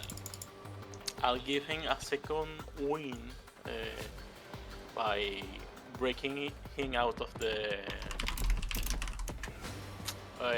grapple. So I'm gonna say that instead of transporting him, it's like a lot of smoke, like a mist that appears in the face of the mind flayer, and it's make him like let go, like start sneezing. And so yeah, I break that grapple. Sorry, where are you teleporting, my guy? Yes, teleport with it. 10 feet, where he is, like. I'm not moving him from position. Weird. Make sense? You're weird. Sure. It's Sure. not like one No, spot down. sure. It's just that's sure. Yeah, let's go for that. Yeah. I'm so confused. Okay. You make him And like you can see- instant transmission place. Yes, exactly. Like face for a second, disappear up here. Sounds good. And as my action, you see the hand start like to dig her fingers here into my brain. Bunch of those tadpoles. I cast remove course. Remove curse on yourself. Okay. No longer infested. Yes. Okay. No longer infested, and 13 HP of damage. I'm bloody beyond the words, guys. That's it. Cool. So the guy you just transported it blinks in and out. It's gonna get it tentacled again. And if I roll anything above an 18, I strike. I roll 22, he gets grappled again. I don't know what your plan was, but okay. He takes 27 psychic damage, which he's resistant to. 26 halved. Math. Better him than me. No, your reinforcements are fighting on our side, delaying 2 targets at least in this whole fight. So that happens. Meanwhile, and I've never seen this happen, your dust of sneezing and choking killed someone because I reached exhaustion Let's 6 go. on this other mind flare. He just straight up dies. You don't need 2 sorcerers, you just need dust. I've never seen this happen with dust of sneezing and choking. Just that one just has a very bad reaction. Top of her turn, Orakai, your character there, Abby, suffers 3d10 psychic damage, which I don't know if that's survivable for you. 16. I don't. Nope. Orakai just like wakes into consciousness. You saved me, thank you, and then just like unconscious again. I'm seeing him kind of like fainting in Amber's arms. Yeah. Okay, moving things along. On the back of the dragon, we have Professor Isaac the Zeraf. Your turn first. What are we doing here? What kind of saving throw do I do to end this? It's Constitution Con. DC 22. Pass it. Okay. Thank you for reminding me. Still on the back of the dragon, and Session just such kind of into chaos. this carnage now. I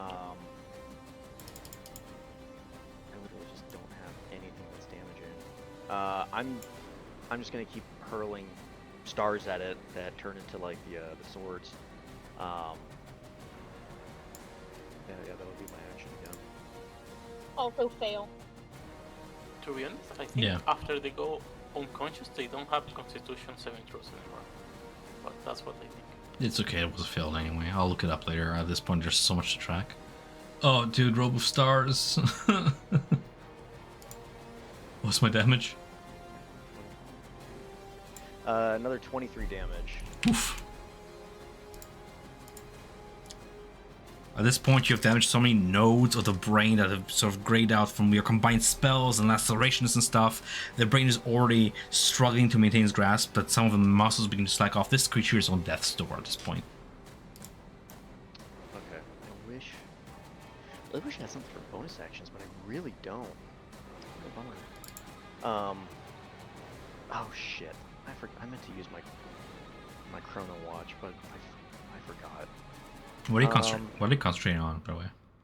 Anything?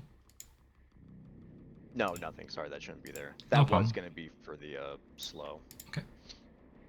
I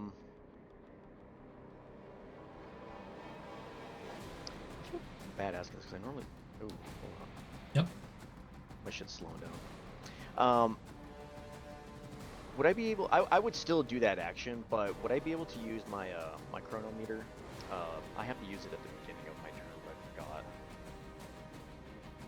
I mean, fairly, you have to use it at the beginning of your turn. What's that? What are you trying to do with it? I just have to roll a d6 to see which one. If I get a 1 to a 3 or a 4 to a 6. Sure, just please don't forget it next time. Yeah. I'm all for having fun. Oops. Why isn't this working? What happens? 3. You slow down time, gaining an additional action on your turn and doubling your speed until the end of your turn. Okay. And with my other action, I can't use 2 leveled spells, but I will use a cantrip.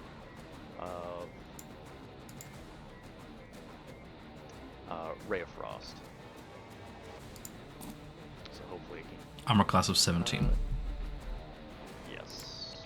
18. Strikes, slows down the target, and how much cold damage? 13. And minus 10 movement.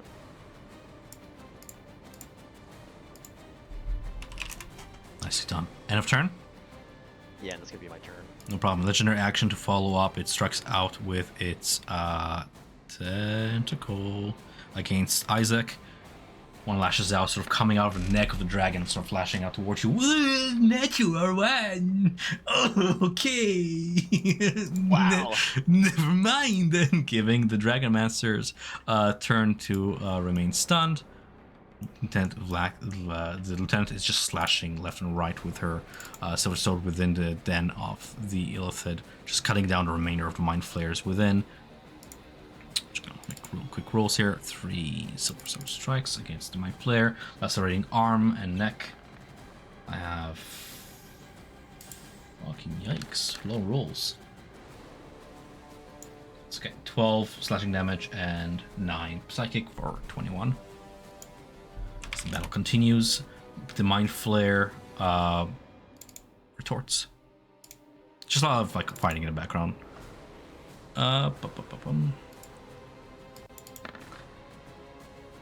Kael is still in the Astral Realm.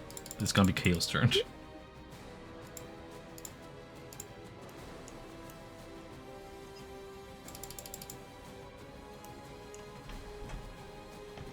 Are we having Matt's character do anything, or? I will use my +3 great sword of sharpness to cut a hole in space-time and walk through it to come back to where I left. What? Wow. That's cool. What? I'm just making that up. Yeah, I But figured. if you want to let me do it, You don't have an item that does that, so I can't. I'm really strong though. Do I see anything? I'm just floating in. You do see Space, and I behemoth creatures in the background and various like alien-looking constructs and buildings. You are in some random point of location in the astral realm. Yeah, I will look for a place to hide, I guess. Okay. I know what we're doing for next session, I guess. The search for Kael.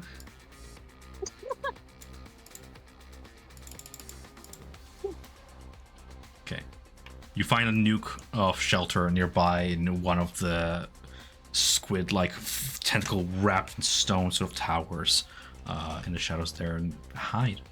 Okay. Moving things along. Elbrain.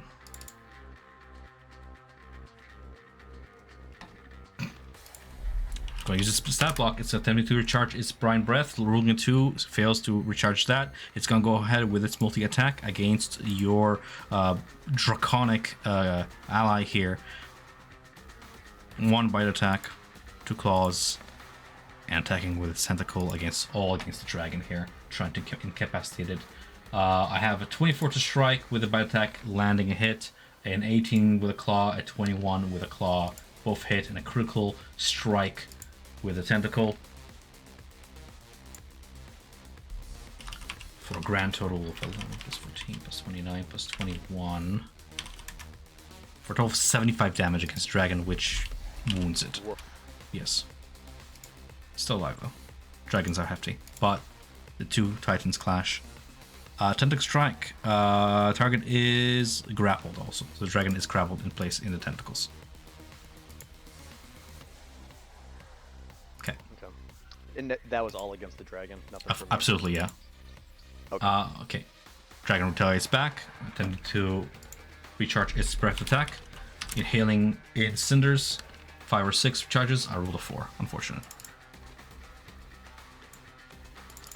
3 random attacks against the mighty foe brings it low with a 26 to strikes, and a 21 also strikes. Both attacks totaling 15 plus 18 damage, 15 plus 18. Tooth and Claw for 33 damage. At this point, a coup de grace will finish off this creature here as Thea takes her turn. Yes, it is Thea/Amber's turn. So I think I would take that damage.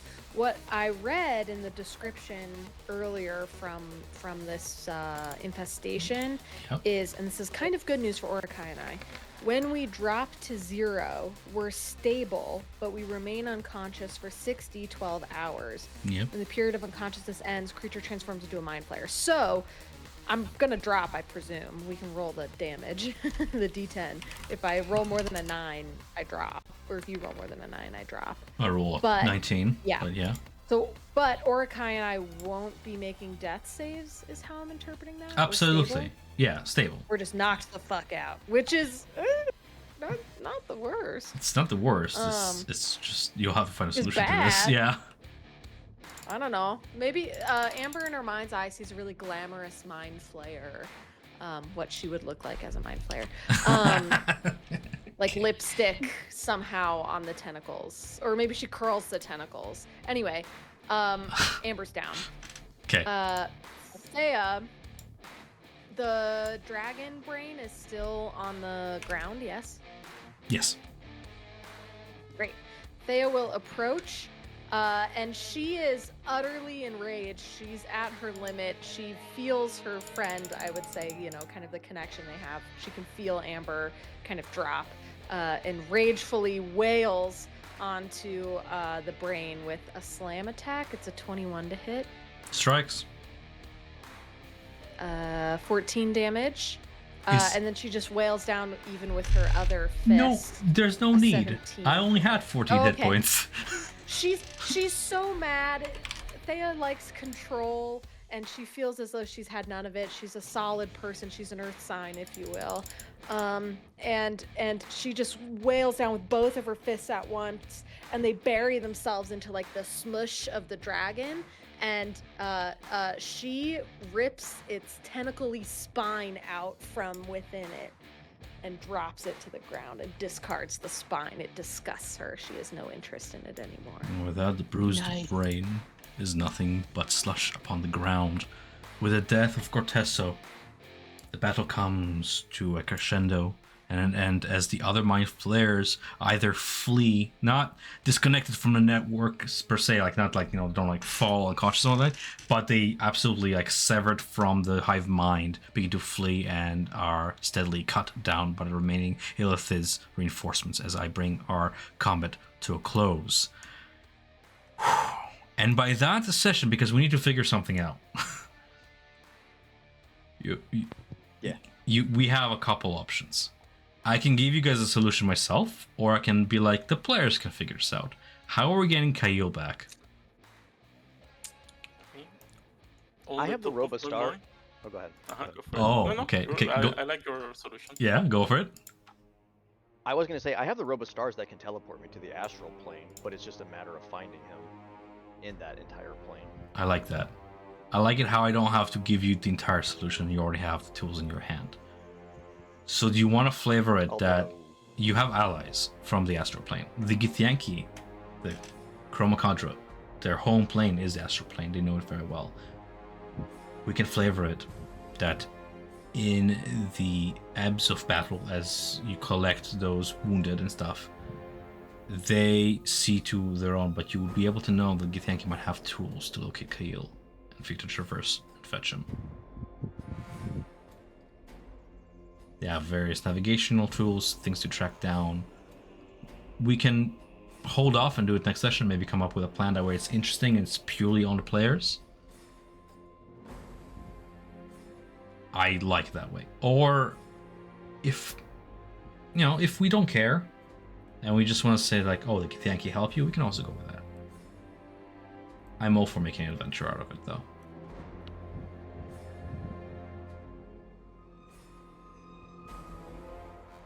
What say everybody?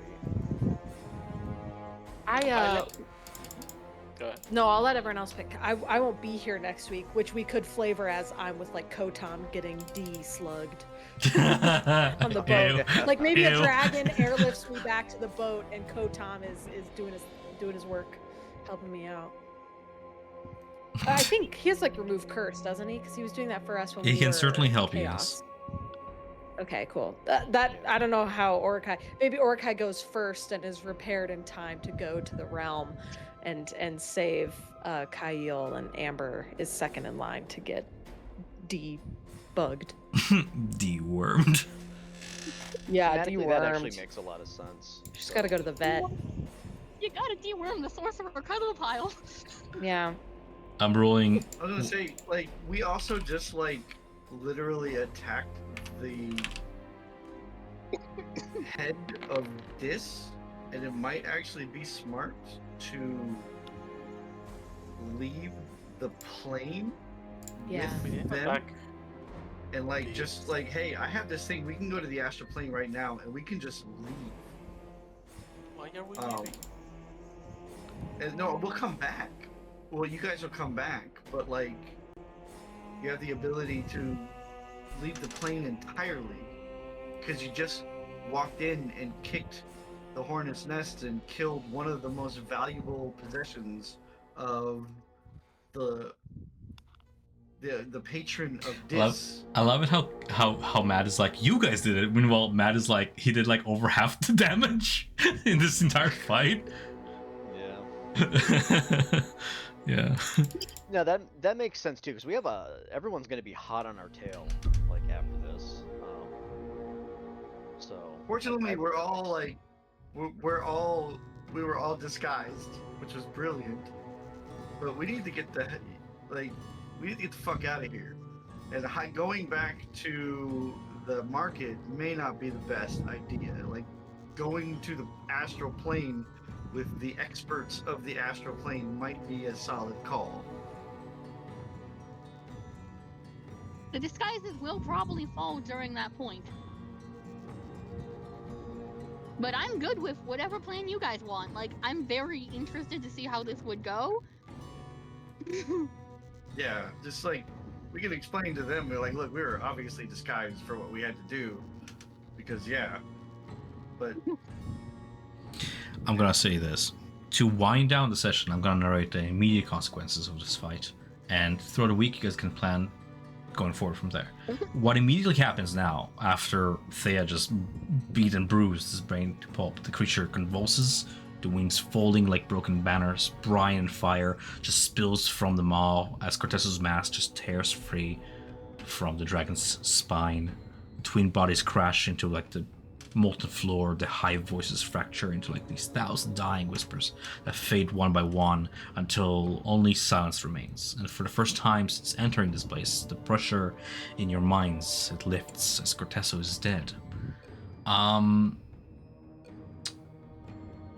Within, should anybody dare venture into the lair of Corteso, the metallic tang of blood and brine would cling to the air as you would find yourself faced with two individuals. One is an unconscious body in like this green pool of goop. There is like a mask attached to his face with like tubes coming out of it on either side, attached to this contraption who was like in until very recently. The other one is the Githyanki body on the sort of operating slab.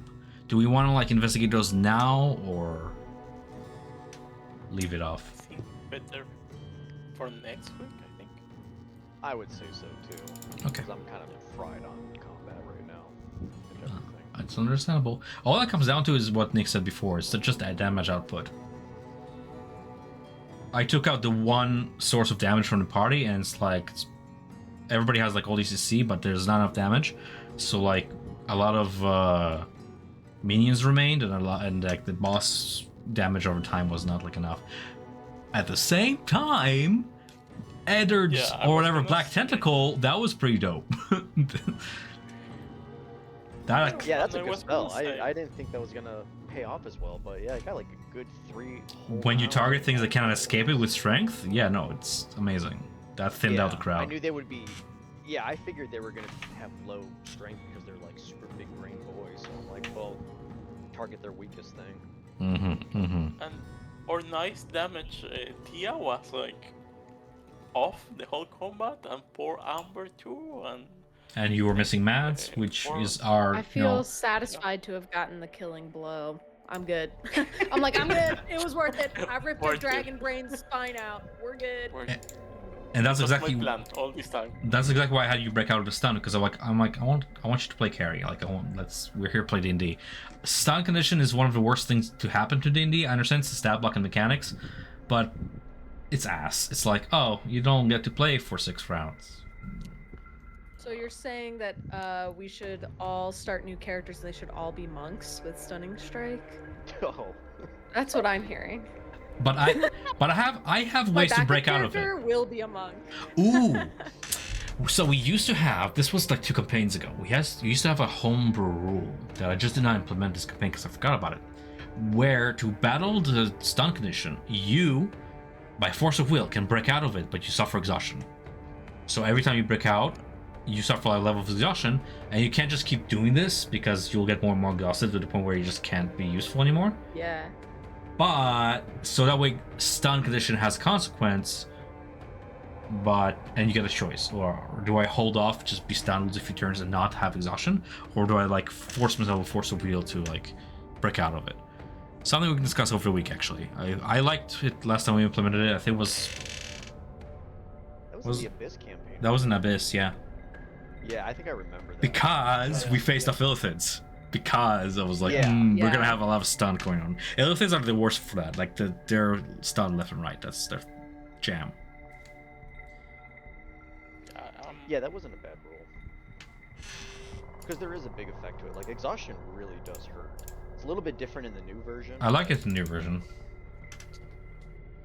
It doesn't. It's alright. It doesn't. Doesn't the potion of freedom of movement prevent stuns and paralyzes and No. slows and stuff?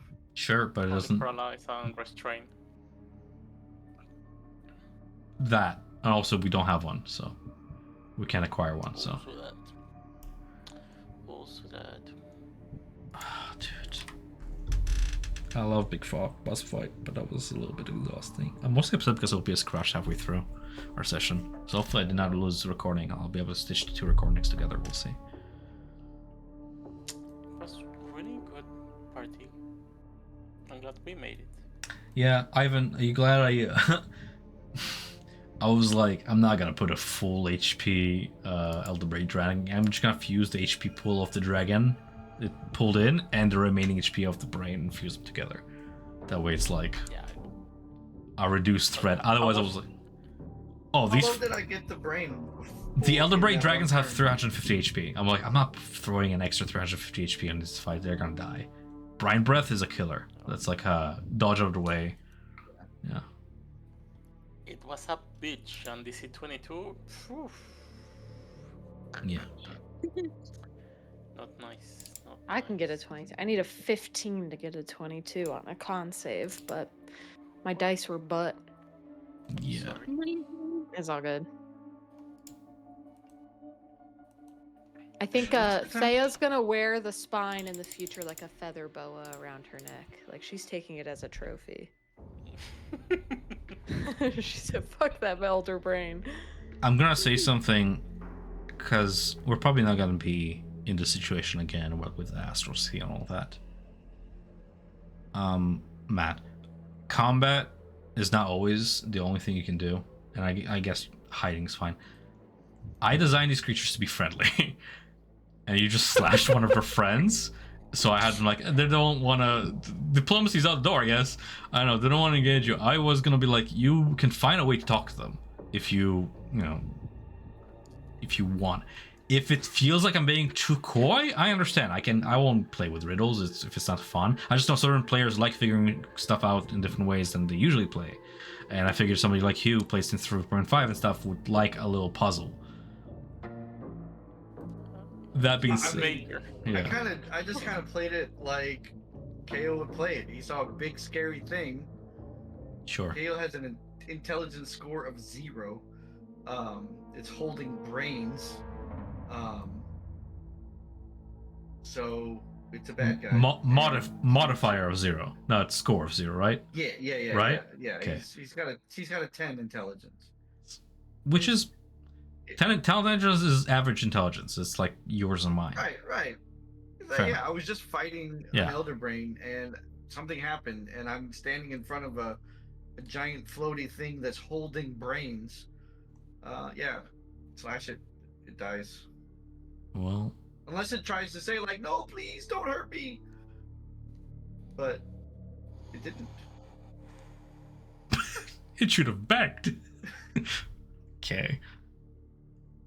All right. I'm gonna go eat dinner. Yep. Back in time. I'm 2 hours behind. But this was fun. Even though I was in the It whole was time, fun. it was still interesting to listen to, honestly. So I'm good. And Thea Thea takes it all. I won't be here next week. I'll have Kotam deworm me. And then I'll be back. I hate that. Yay! I'm imagining him with some long tweezers working in my ear canal. Yeah. All right. Good luck in the astral plane. Alright, have a Figured good out. week. Bye, everyone.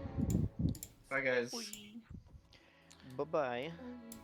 Ooh, the guy survived. I was worried about him dying. I don't like these sounds of discords. Yeah, I They are hate that. disturbing for me. Halloween. Yes. Disable them. Ooh, can I do that? Yeah, I did. I don't suffer that. Yeah, no, if you didn't like ungrapple the guy, I would be like, extract brain.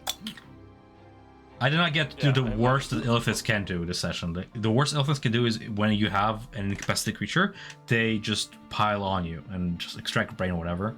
Same thing with the Mind Devourers. They didn't get a turn at all. And the fucking Elder Brain needs a Mind Link to do its most powerful shit.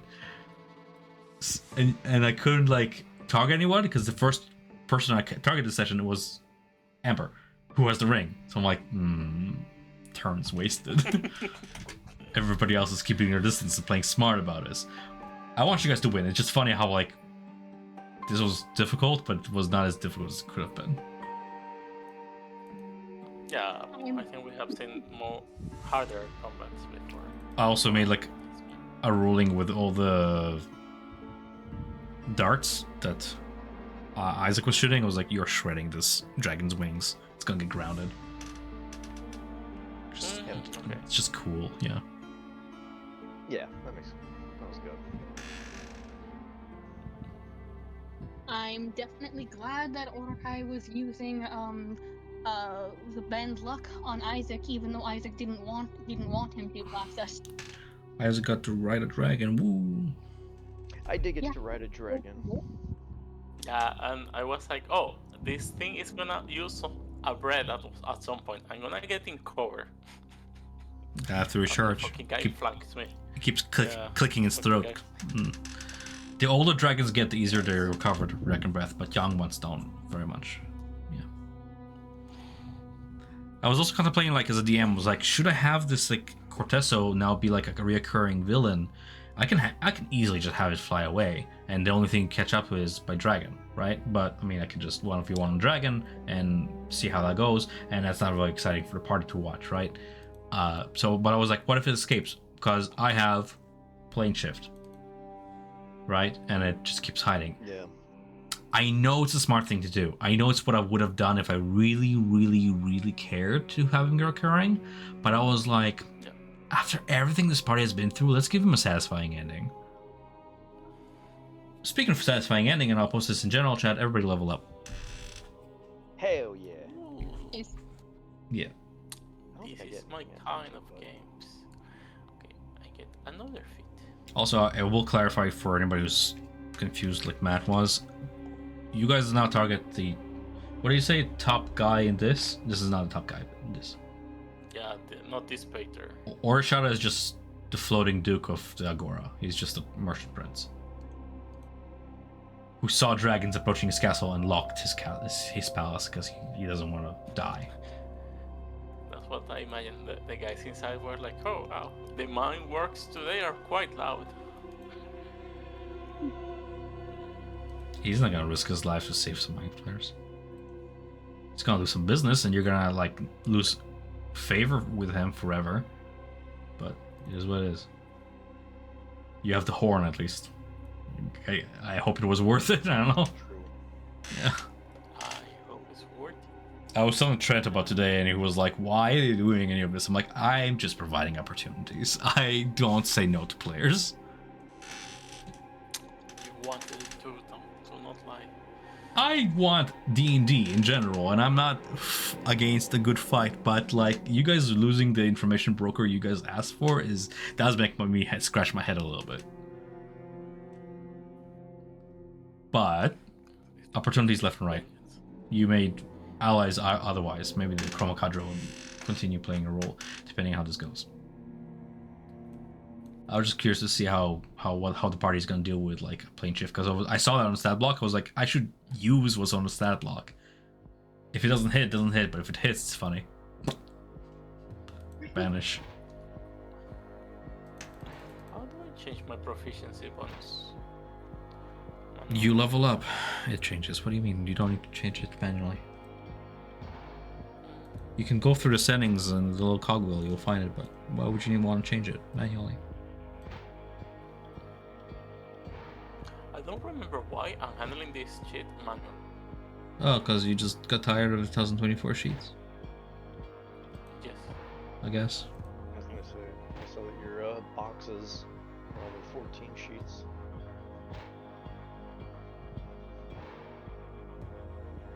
This was intense. I had fun. Combat long is always exhausting, but I'm glad we finished it. I would have hated to like stretch it to another session. And at some point I was like, I'm just gonna have all the elephants get cut down. I don't think we're gonna have fun dealing with minions after the final boss is dead. Expedite the end. Yeah, I agree. The only thing I would have changed if we were still like a little bit sober is I would have asked how everybody does it. So to give everybody a chance to limelight, but I was like, it's like 9:45. We're tired. Well, yeah, that's a good idea. Maybe next time. Maybe we can open with that next session, because we sort of left it off with combat ends and suspended there. So I'll definitely give the limelight to you guys at the beginning of next session, and then describe the two individuals that you might or might not have rescued. May have or may have not. Tars is not looking so good. Not feeling good. There's smoke. What is Isaac's opinion about the cult of Tiamat?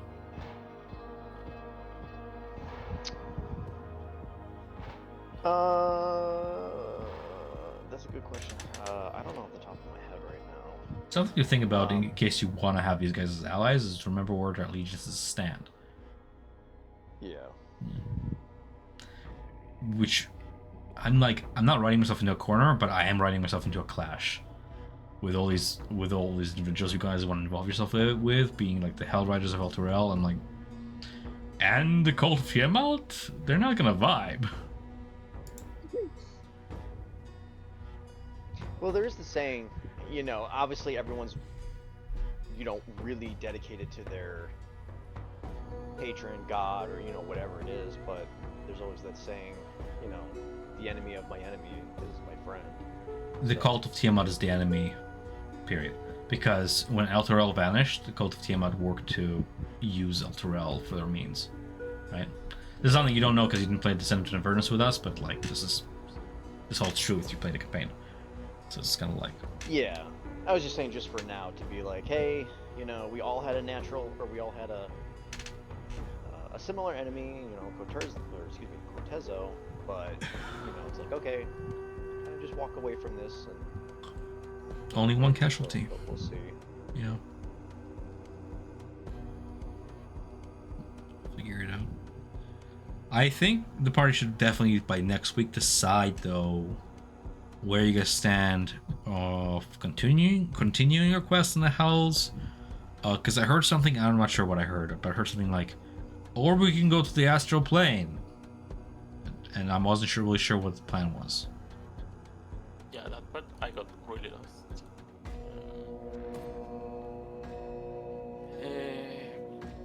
Hells, right? Like I think like the part of the astral plane was to rescue Kale. Yeah, but that can be done either way. I was like, I have in front of me in my notes, like, if the party thinks of nothing else, offer them this default condition, and I have a solution. I'm just giving you guys the room to play D&D and make an interesting story that you guys write with your tools and your abilities, right? If you guys don't figure it out, I'll be like, Githyanki can help you, right? But that's boring. That's like DM plays himself a little bit. What's the name? Speak with. So we can ask the brain literally. What?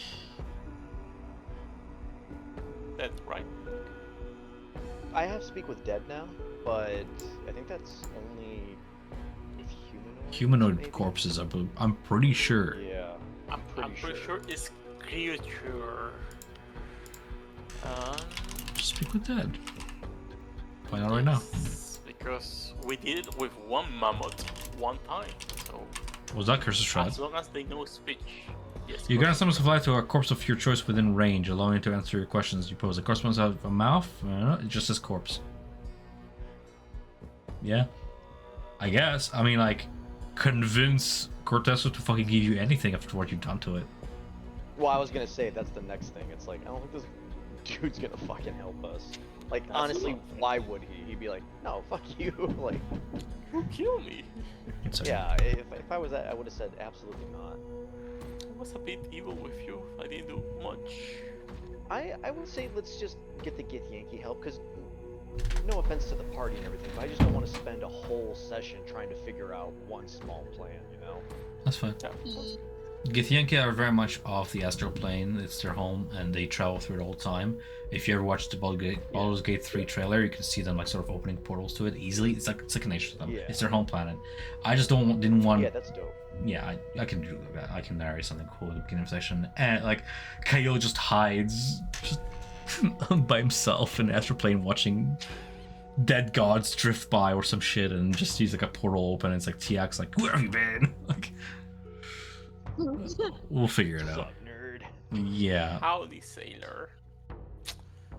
I'll say, because Matt is not here, so I'll just say it, and he'll probably see it in recording. My backup plan, if now the Githyanki, was like, so these are brain collectors, and they're neutral. They're scavengers. They're not.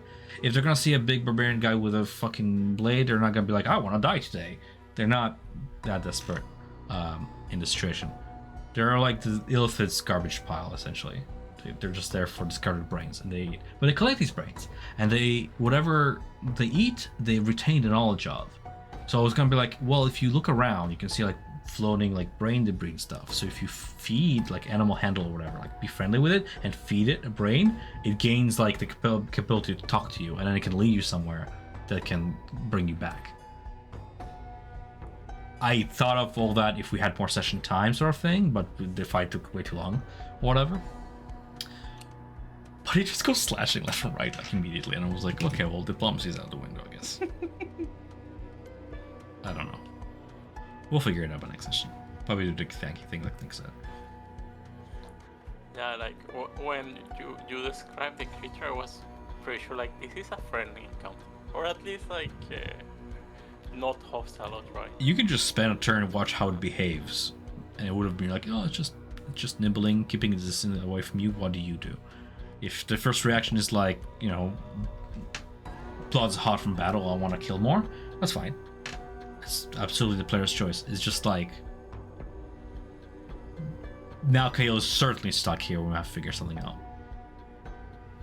It was Timmy the Baker. That was his name.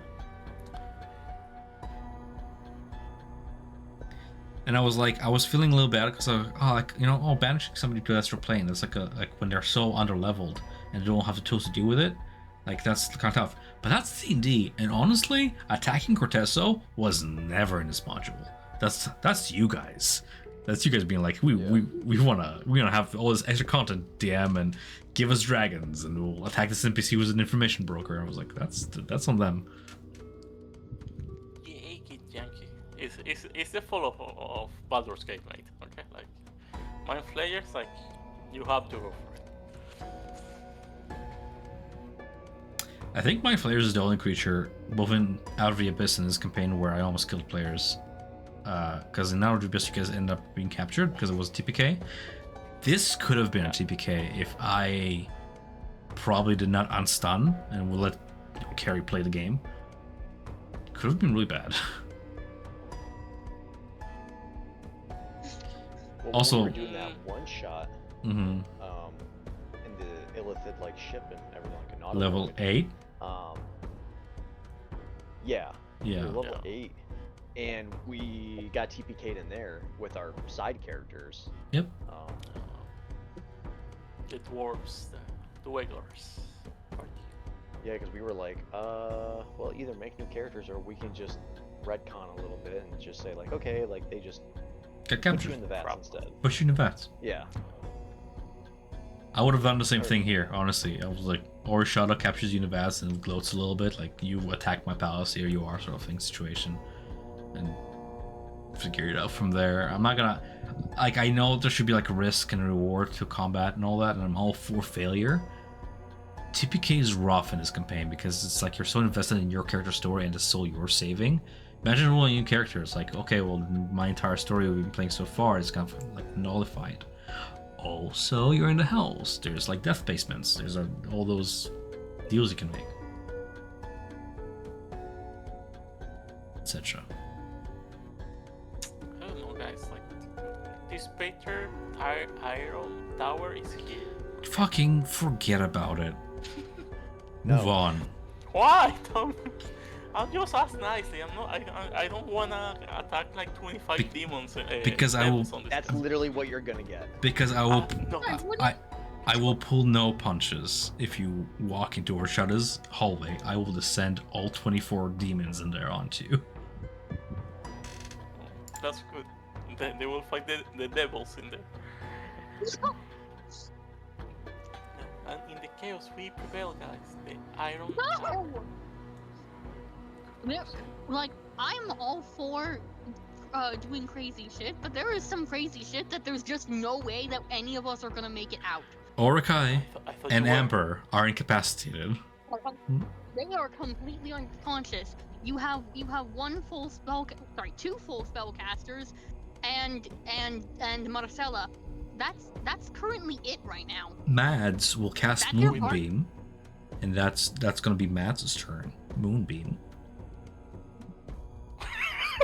Kael is in space. What's your plan? Mordecai and Amber are unconscious. Okay, my nice plan, like assuming things go all right, is disguise Marcela as I forgot the name, Albert, the majordome, and How find it. how somehow. stupid do you think my NPCs are? Somebody just walked into your Apparently very. front porch with dragons, initiated a complete lockdown of your house. You're sitting in your panic room with a shotgun to your shoulder.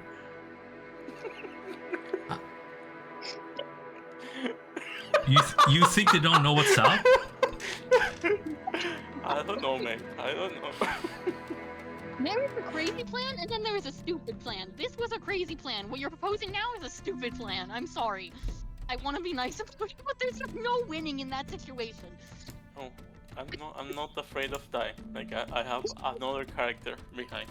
Arcela, in the crossing of Marcela. You will have a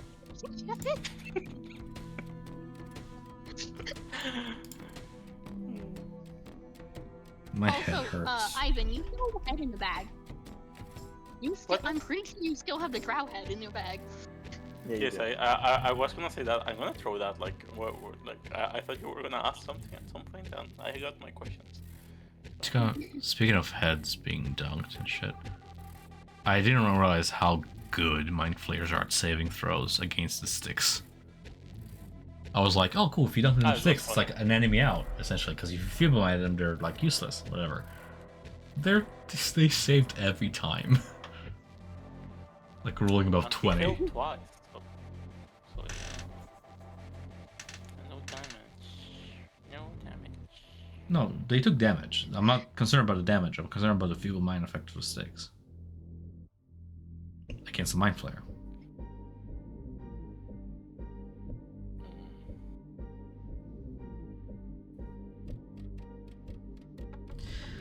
Does the party have any way of locating Kahil across planes? I feel like the druid has. Creature. We technically Yeah. have locate object. You have a And scrying if he's orb. wearing an object, You guys have all the tools. I'm not Oh, helping you have a shit. shrine orb. You have a scrying orb, limitless scrying. What am I talking Yes. about? You can literally get him right now. Yeah, oh yeah, you are pretty right on that. Yeah. Your robe of stars, when it gets you to the astral plane, you get to choose the location, right? Doesn't say. It doesn't say that I get to choose the location. It just says you arrive in the astral plane. Okay. And then when I come back, I come back exactly to the point where I teleported. So I'm gonna be a nice DM and be like, if you could see a point you could teleport to, if you're traveling there, you can arrive there, because that's what the cloak is. It's a very that makes good sense. item. Yeah. So you could just scry on him and go fetch him, and then teleport back. Can you teleport to more than one But creature though? how do you teleport him back? Because technically, by the Hmm. rope, it's not like a dimension door where I can just take it. Like I can only go with what I'm carrying personally. I have extra steps way of doing it, I think. Do you have access to blink? No, I don't own it. I don't have that spell. No. Okay. Can I learn it? Yes, but that takes Okay. time. Because the thing is, like, blink at the end of the minute, it sends you back to wherever you cast it. Here, So to save you guys the headache, here's what I had. I had a double reward. Aside from a level up, but level up comes up anyways. I had a double reward for this quest for you guys. First of all, the Hell Rider might be interesting to talk to him, see what he knows, see what he can provide, right? And then I was like, well, you sided with the Contra, so in return for rescuing Taurus or attempting to retrieve his body or whatever, they'll owe you a favor. They'll give you this token where you can call on them for one time. But here I'm sitting, I'm like, why not just be like, this is the one time you need them, right? Yeah, I think that's completely fair. mm-hmm. Sure. Fucking. Just a conversation I had with Trent today. I just explained to him everything. I explained to him how Ivan hired an assassin to kill himself. I'm sure he loved that shit. I still don't understand that, but And I just explained to him I'm like proud about it. all these decisions that the party has made, and he's just like, why? And I'm like, I don't know. I just do opportunities, man. I don't know. What did he thought about Corteso? the plan against Cortez? He hated it. He was like, there is an information broker. It's how many times in a campaign can you have an elder brain with access to memories of other creatures tell you information, all that? He was like, I'll make friends with it. Whatever. It's also nice to have action consequences driven by the players. And you get a horn out of it, so that's nice. Also, there's no illithid presence anymore in the city of this, so that's a bonus in it by itself. Because otherwise, that would have been something you had to deal with. You made the hell safe first, guys. We should be proud. One less evil creature in the hells. Hooray! Yeah. No infestation here. Only a billion more to go. In this level. We're only Oh man. we're only second level of 9. Go on. Woof. I was gonna say, how gnarly of a crossover would it be? We're like, oh guys, you know, you're in the hells and everything, and to help defeat, you know, Asmodeus or whatever happens, you have to resurrect this old god. And we're like, oh, okay, cool, the Unmaker, or something like that. And then come to find out, the Unmaker is Doomslayer, and then Why I did was you gonna not say, side with the Deathwalkers? Deathstalkers. That is the plot of the evil side of this campaign. I wasn't here for the beginning. No, yeah, so I that's can't- that's fair. Yeah. That's fucking tits, though. That's awesome. Look, why But did hey, you go not with the side with the Doomslayer. I would've been like, Deathstalkers? Fuck yeah. And then we just listened to nothing but the Doom soundtrack the entire time. I would put a Doom soundtrack on, but I feel like that's too much headache for people to listen to for 4 Yeah, hours it is straight. a lot of. It's a vibe, though. That's a lot of. It is. But that would be sick. Oh, the Unmaker? Yeah, it's actually the Doomslayer. Just whips out the Crucible and just fucking kills everything. Become your dreams. Become the Doomslayer yourself. I wish. It's like What's stopping you? Literally, what's stopping you? We're playing D&D. literally what's stopping me. I'm too fucking lazy.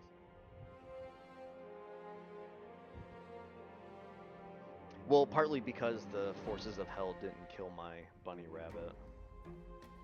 That's why it all began. It's always a pet. There's always a pet.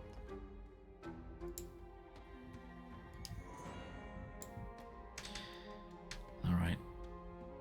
I'm gonna cut recording here.